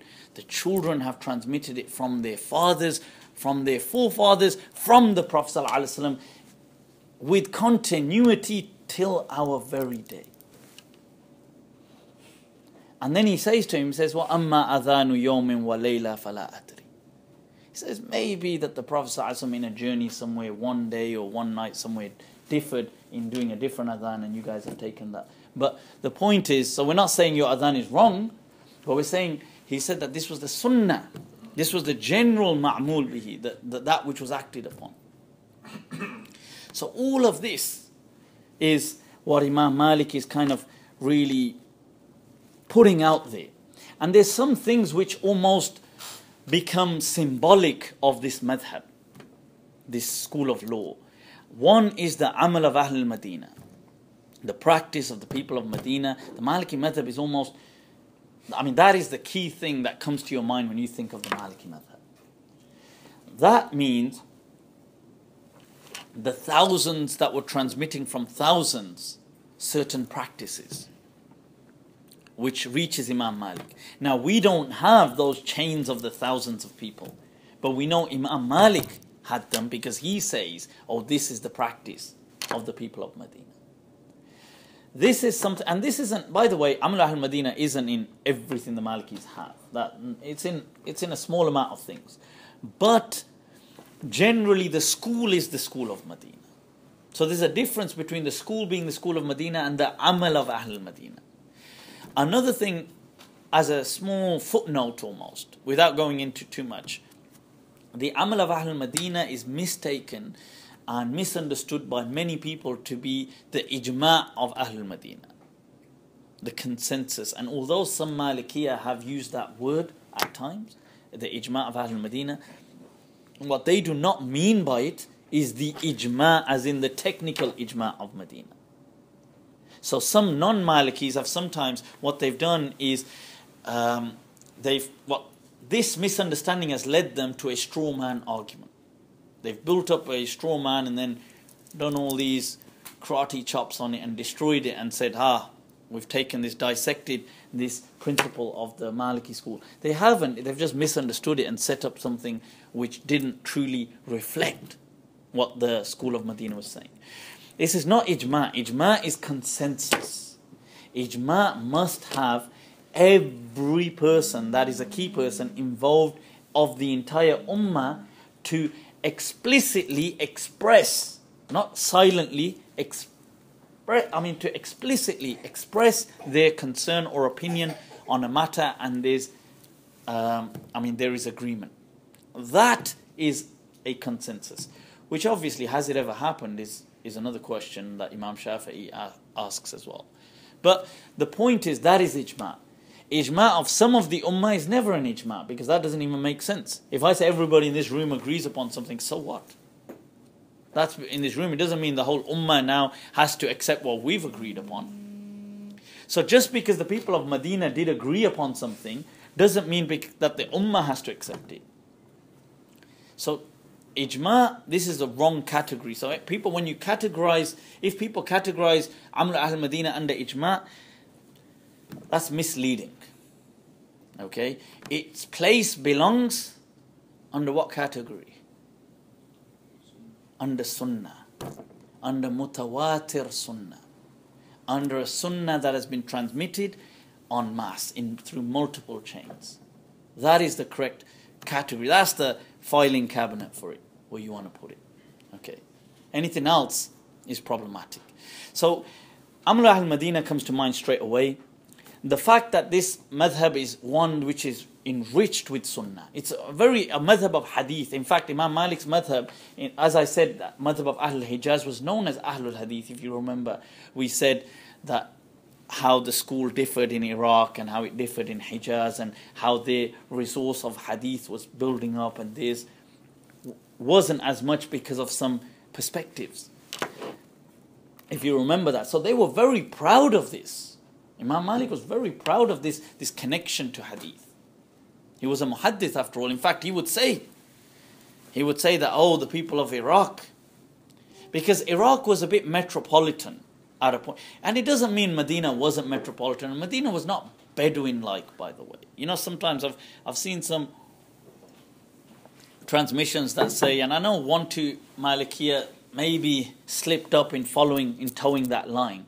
But the general Malikiya never took this line of saying Imam Malik was kind of more in line with his Bedouin culture, and therefore the people who embraced the Maliki madhab were like Bedouins of North Africa and so on.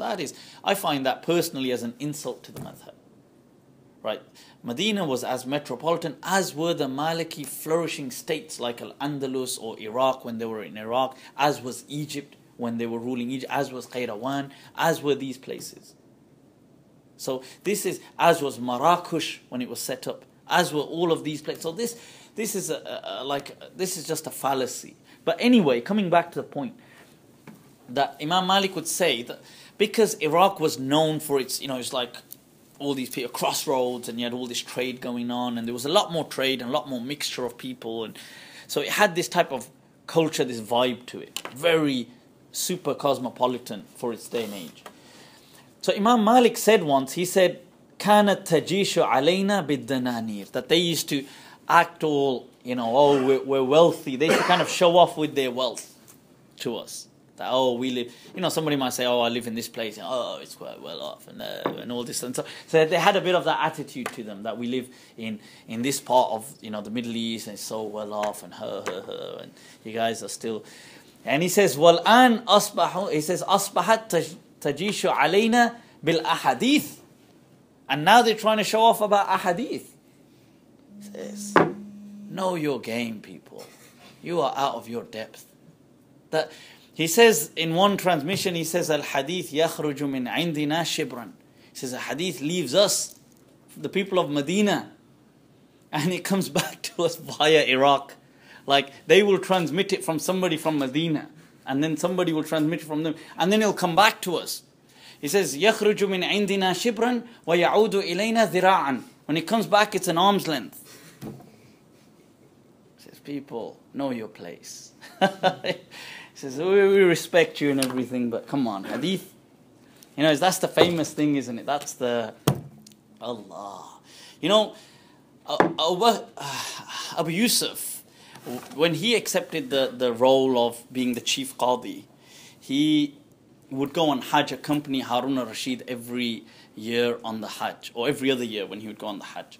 So whenever he'd go there, try and have almost like a little scuffle with Imam Malik, not physical, but you know what I mean. So he would say, oh, come on, I want to, and try and throw questions at Imam Malik. But to say Imam Malik's personality was a more serious type of, more than serious, because serious sounds depressive and sounds like worrying, like somebody's serious, they're like worried about something. Not like that type of serious, but more awe-striking. One of these had haiba, that people would kind of feel his presence and they would be intimidated sometimes, find it a bit daunting.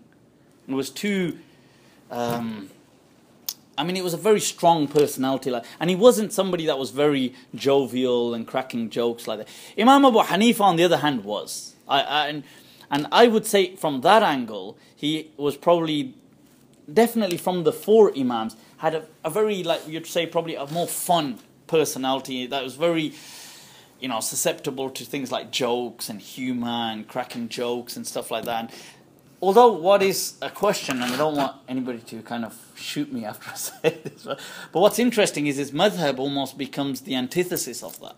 It becomes a very strict and severe and very controlling and very different type of madhab with the personality. But his personality was amazing and very jovial and very humorous and stuff. But anyway, Abu Yusuf was like that as well, because he was with Imam Abu Hanifa, always used to throwing this, debating there, getting that argument, doing this.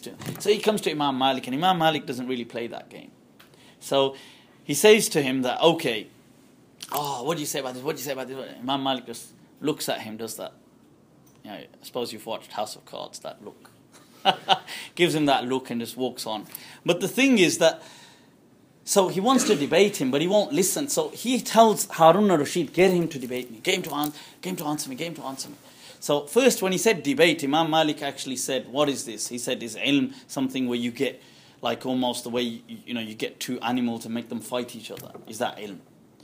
So obviously, there was no comeback to that. So then he said, Abu Yusuf said, okay, I'll ask him to at least to answer my questions. It's not a debate, we're just engaging in questions. So he would then come out with all these type of questions, and every time he'd come, he'd look forward to some of these. He was quite provocative in his approach, actually. So this one time, you see, and there is a transmission where he actually upsets the Imam as well. But that's where they say he asks the Imam because during the Hajj in a state of ihram, you're not allowed to uproot things like plants. You're not allowed to kill any animals, or even you're not supposed, even pests. You're not supposed to be you can't. You should be really careful about even just killing a mosquito or anything really. You're not supposed to be in a state of absolute sanctity. And so if you do, you have to give, especially if you've done something like hunting, or you've done something like this, or you've hurt an animal, you have to give a kafara type of thing. So he asks Imam Malik, says, okay, I want to ask you a question. He says, tell me, what would happen if you broke the thanaya, if a person broke the thanaya? Thanaya are the two front teeth that you have. These two front teeth are called thanaya in Arabic. And he says, what would happen if you broke the thanaya of a deer during ihram? So Imam Malik says, well, you'd give the the relevant kafara and so on. He says, he says, but does a deer have two front teeth? Or does it have thanaya? Do we call them thanaya though? When we're talking about deers, they call something else. So Imam Malik actually gets a bit upset. He says to him, it's not that we didn't know that. He says that it's not that we didn't know that. غير أننا لم نصحب. He says لم نصحب إلا خيار الناس. He says it's just that we only accompanied perhaps the best of people, meaning people who are above this type of, like basically, we might do ruthless, but we don't do petty. This is a bit of a low blow, really. You're just trying to be funny with this little, like a low blow, really. So anyway, these are the type of things that they would get into. But they had some very interesting discussions as well. And there was this one time where Abu Yusuf says, okay, I want to ask a question in front of Harun al-Rashid. And he says, okay, what do you want to ask about? And he says, oh, there's this mas'ala of if a person gets married and he gives, and he's given this type of wealth, but he decides to kind of squander it and he gives the question is about kind of doing what you please with your wealth. And he says, but in this, like if a person, because when a person marries, especially the custom then was that if it was given to you from the other side, that wealth, for that wedding, it was understood that this would be used at the wedding. And although it came to you, but it wouldn't be, you still had to you couldn't just say, well, okay, I've got this now and that's it, I'm going to just spend it on something else, forget it. And then you just bust on the wedding day, so, but I gave you all this money. You say, yeah, but I spent it on that. It was my money once you gave it to me. So this was what the mas'ala was. It was one of these type of intricate masail. So Imam Malik answers, and he says, Abu Yusuf says, no, he says, you can. And so Imam Malik looks at him and he says, let me tell you the hadith. Allah. He says this to Imam Malik. He says, let me tell you the hadith. He says that there's the hadith that the Prophet ﷺ ajra al-khayla fil ghaba. Fil ghaba. That he let the horses just go. Like he let them just go into the jungle and into the type of woods, as it was. Like as in just let them, meaning that you can dispose of your thing as you please and this and this. So he's telling this to Imam Malik. Imam Malik looks at him and he says, akhta'ta. He says, you've made a mistake. He says, the wording of the hadith is fil ghaya. There's 2 dots beneath that letter that you're seeing. That he made them run, the horses, to their limits. Meaning in terms of speed. So first of all, learn your stuff before you come to the table.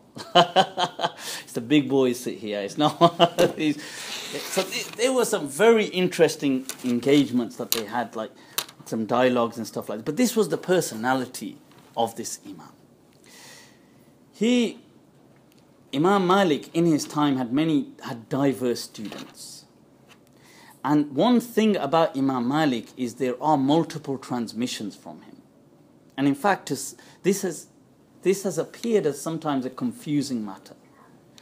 That, for example, Imam Malik's one student will say, oh, Imam Malik said this, another student will say, oh, he said that. And you do get this quite often. It's not infrequent. Within the madhab, you have different riwayat. In fact, the madhab was perhaps the most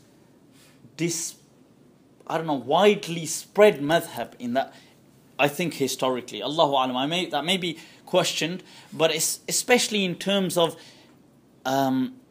independent institutes. So what you had was, after Imam Malik, the madhab, it spreads to Iraq, where you get an Iraqi sub-school.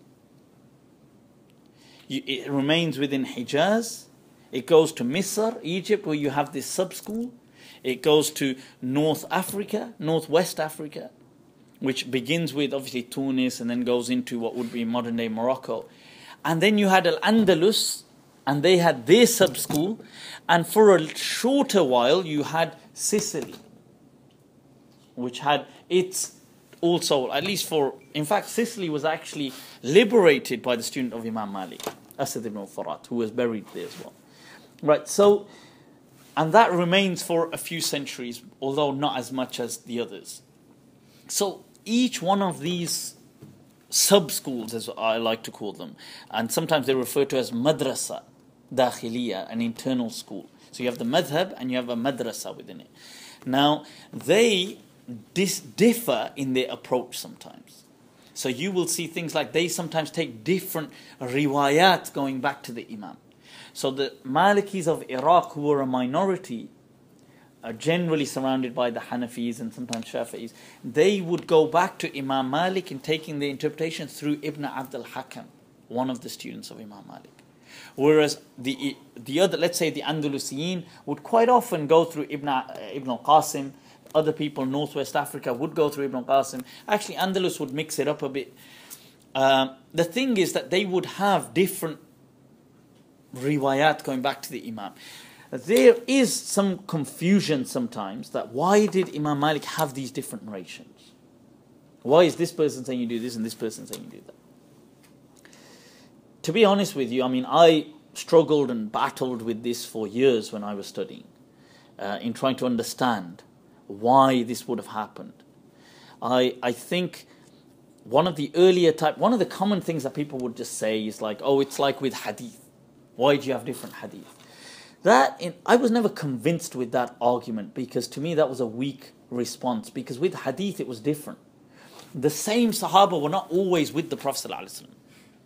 The Sahaba, sometimes this one went off, this one saw the Prophet here, never saw him again, this one sees him 2 years later, this one. But the companions or the students of Imam Malik lived with him, the main students, for at least 20 to 30 years together. So I'm here, you're here. And you're here, and we're all studying together. So how now do we get different interpretations? So I mean, that baffled me for years.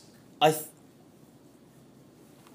have an understanding, which, I don't know, I arrived at, but it is the way I look at it.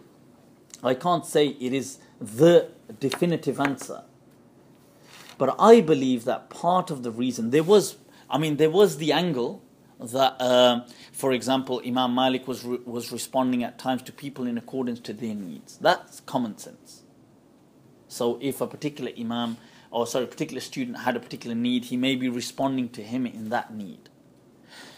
I also believe, there's multiple factors here. I believe one angle is that he was also responding in accordance with the tendency of that student.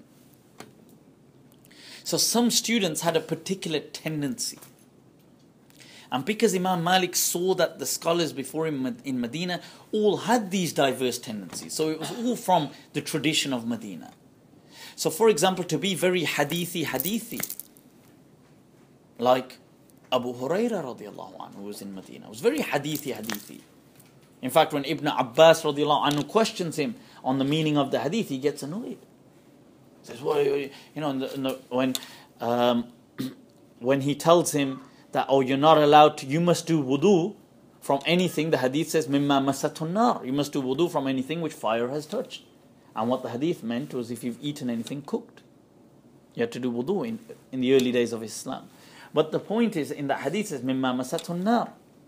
But we believe this to be abrogated. Ibn Abbas says to him, okay, so what would you say if you heated that water for wudu with fire? Do you have to do wudu from that wudu? This was Ibn Abbas radiallahu anh saying that.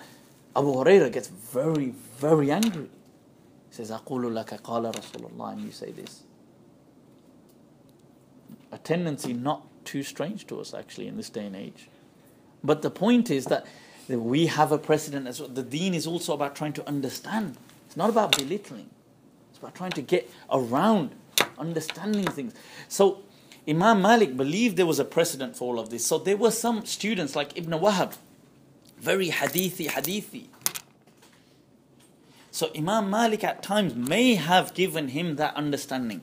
He may have said to Imam Malik, look, listen, don't you think here we have this hadith? And he would have, yeah. You're right, we do. Roll with it, it's good. Because it's at the end of the day, this is also the understanding. Another factor, and I think this is an interesting one. I think Imam Malik was conveying the School of Madina as it was being transmitted. At times he may have personally disagreed, but still transmitted it as what was being transmitted. So for example, I'm teaching to you, let's say, a text. Right now I'm just teaching the text. So if the text says this, I'm teaching this. But then somebody may ask me, what do you think about that though? And I say, well, personally on that thing, I think you could do this. So there is the Imams, and this was something which I personally kind of, after, like I said, for years struggling with this is what I kind of became comfortable with.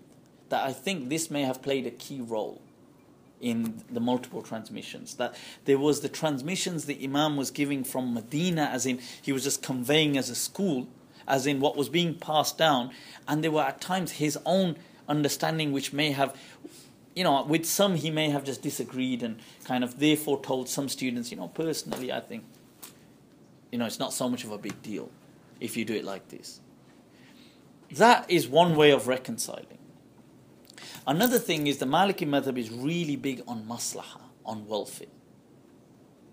So you can derogate, that means you can turn away from the dalil at times based on maslaha. You can do what they call takhsis, make exceptions based on maslaha. Abu Bakr ibn al-Arabi, he describes it perhaps the best. I mean, I've seen people trying to define, this maslaha thing, and to be honest with you, I mean, I don't know, I don't like the way they've done it, but they use words and they do this and they do that, and they're not just, and you understand it okay because you've gone through the whole thing, but you think that you could have said this in a much easier way. Abu Bakr ibn al-Arabi, who's a legend by the way, he says, and he calls it istihsan, and this is what Imam Malik is talking about. Istihsan is tis'atu ashar al-ilm, 9/10 of knowledge. Abu Bakr ibn al-Arabi says al-istihsan, and that is what the Imam Malik and Imam Abu Hanifa both took. He says, however, Imam Abu Hanifa would sometimes derogate, like he would make exceptions to the rulings based on what you would say weaker opinions if the situation demanded that. Like let's say there was an opinion, I know that this Sahabi had this opinion, but we don't normally act according to it. However, here we have, we have the need, so let's act according to that weaker transmission based on the need. Or a qiyas, like this qiyas is coming out weak, we ain't going to follow that analogy. However, because of the situation, we'll take that qiyas. He says, where Imam Abu Hanifa did that, Imam Malik did the same, but just with maslaha. He says, what Imam Malik khassasa bil maslaha. So, khassasa bil maslaha, that he would do takhsis, make an exception based on maslaha. Okay, so this, and you see this becoming so manifest in the school of Medina as it continues to flourish. So places like Al-Andalus were amazing examples of stuff like this, where they used maslaha with. So you'll see some of the fatwa, for example, and I'll give you an example, like, let's say when you're doing wudu and you've got a ring, and Imam Malik was asked that, does a person have to remove the ring? And he says no. And the person says, but in one riwayat, say, I believe it's Ibn Abd al-Hakam's, that what if it's tight? Meaning that water may not. He says no. That based on the maslahat. So you have these type of fatwa within, and just because, by the way, just because they agree on the principle doesn't mean they agree on all of its applications. Just as we agree upon qiyas as a principle, the analogy, but we don't agree on all the examples. Don't say, all the analogies that are done, we all agree on them, just because we agree on the principle. So the same thing with maslaha. So there is the mas'ala of, I'm just giving you a few examples, like where they've said, and this is typically transmitted, that where, like if there's a wedding, and they mention, and this is historic actually, it's not now, but it's transmitted till now in the books, that a woman has spent so much amount of money doing her hair and doing all this type of stuff. This was historically, and now if she was to wash her hair, it would just go to waste. So they say, like, if she needs to take ghusl, she doesn't have to wash her hair. They make an exception based on the maslahah. That is transmitted in all the books of the Maliki madhab. So, like this, you will see several cases where maslahah is at play. So, in fact, this whole maqasid, what we hear now, you know what's trending nowadays, this maqasid, is a Maliki thing. Nowadays, everybody's jumped on board, but their madhab actually doesn't speak of, they don't have this type of, because maqasid is actually based on maslahah. It's based on you making exceptions based on maslahah, because of the maqasid. Now the other madhabs, initially, apart from the Hanbali did have it, right? But the other madhabs didn't. In fact, Imam Shafi'i was the most harshest against this. He said that you guys are just making your own deen. That's what his answer was to this. He said, Man istahsan faqad sharra. Whoever does this might as well just have his own deen. In other words, the Hanafiya had it, but not like the Malikiyya, not based on maslahah. So you can see how large and this would have been, and this is where you see sometimes some fatwa within the madhab. And where is it coming from? It's coming from this angle of maslahah. This ties into our last question. Why the School of Madina for us? That was, first of all, why the school. This was the personality behind it. And prior to that, what the school was. But why today? Why for us? And that's not so lengthy of a response. First of all, you are allowed to choose any school that you please. And Qadi Iyad expands upon that in his Tartib al-Madarik, explaining, look, a person can follow any school of law he pleases. And he can even just follow it based on the fact that he likes that imam. You don't have to, like somebody say, first of all, let me learn this madhab, learn all the reasoning, then I'm going to learn that one, then I'll make a comparison. What on earth are you on about? I mean, that doesn't even make sense what you're saying. That's like somebody saying, should I become a lawyer, should I become a doctor? I know, first of all, let me become a lawyer, and then I'll become a doctor, and then I'll choose. That doesn't even make sense what you're saying. Like, so the thing is, you can make these choices based on anything. However, what stands out and makes this relevant is the fact that how deeply rooted the madhab is in Sunnah.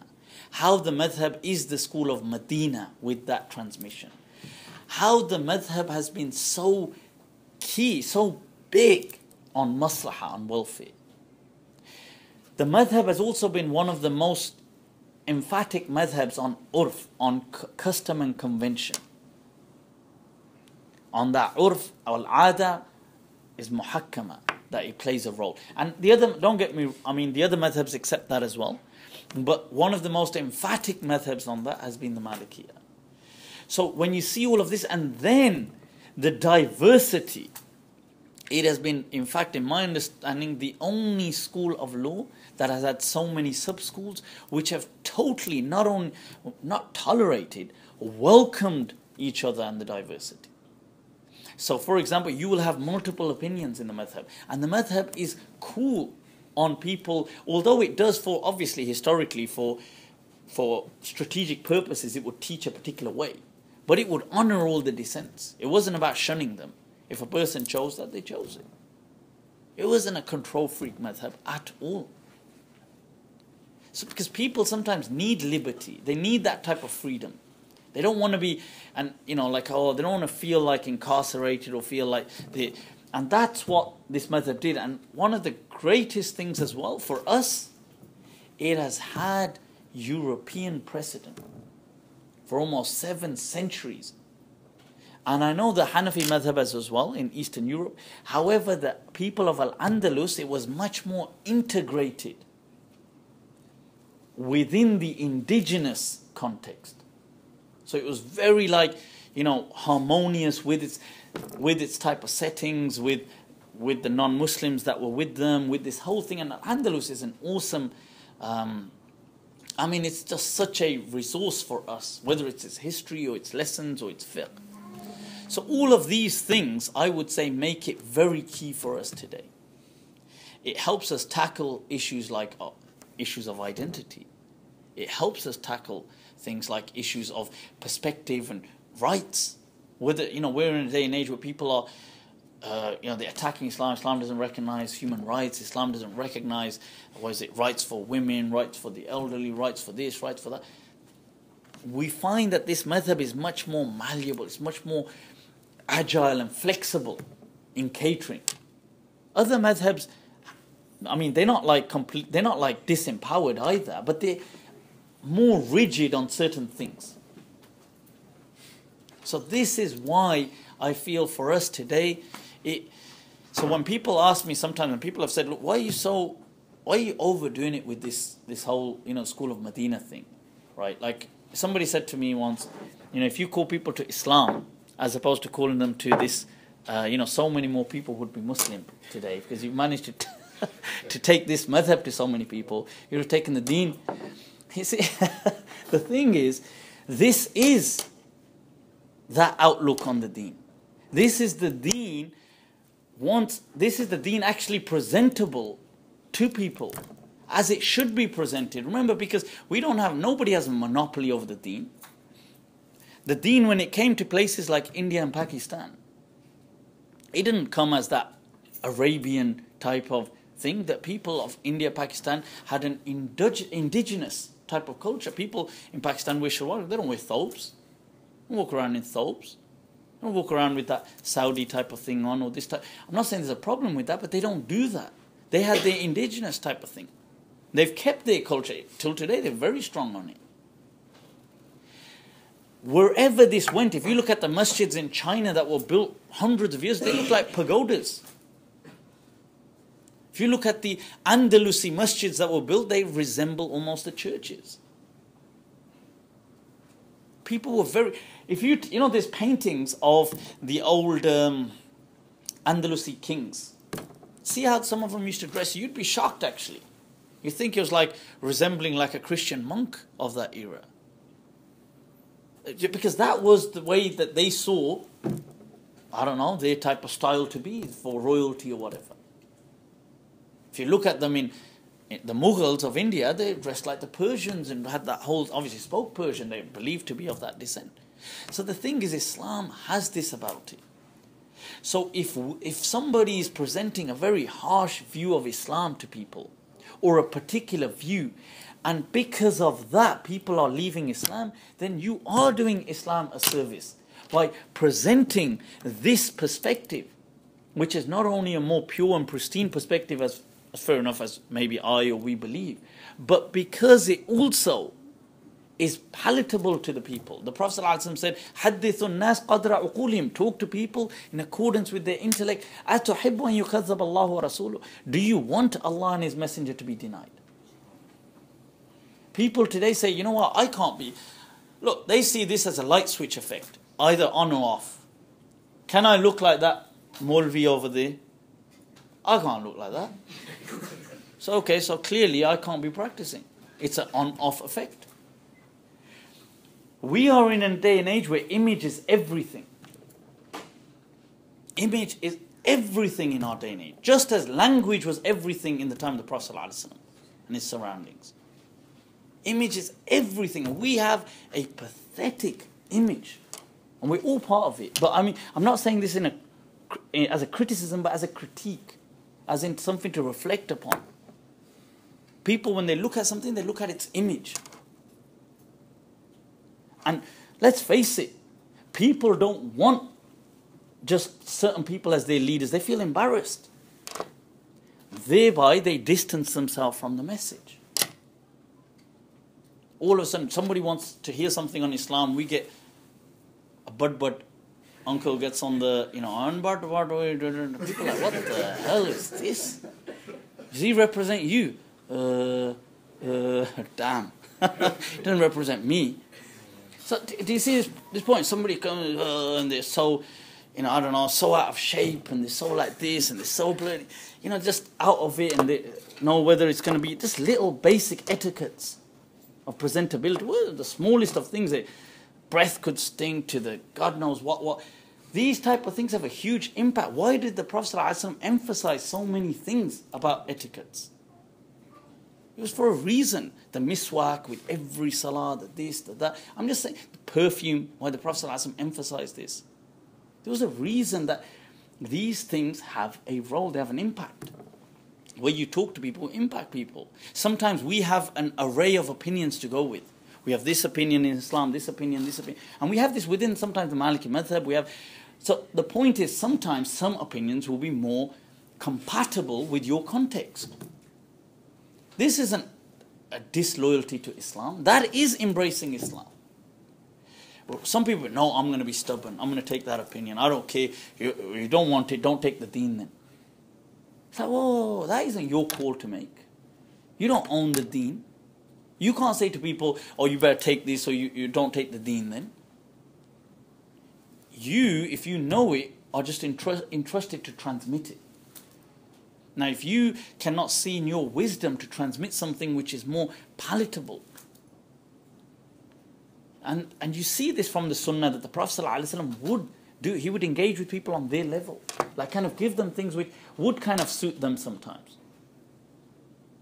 So you see that the Prophet ﷺ is giving an example. He's saying, okay, when he's speaking about the ihram, this is haram, you can't uproot a plant, you can't do this, you can't do this. Somebody says, oh, illa al-arak, ya Rasulullah. Oh, okay. But we use the arak. We use this type of plant for it. He says, illa al-arak. Except that. You see in the Hajj, perhaps somebody comes, I forgot to stone. Before I stoned, I ended up doing the dhabah. Somebody said, no, I did the stoning, the pelting before I did the sacrifice. Somebody, irmi wala haraj. You do that, don't worry about it. Wala haraj.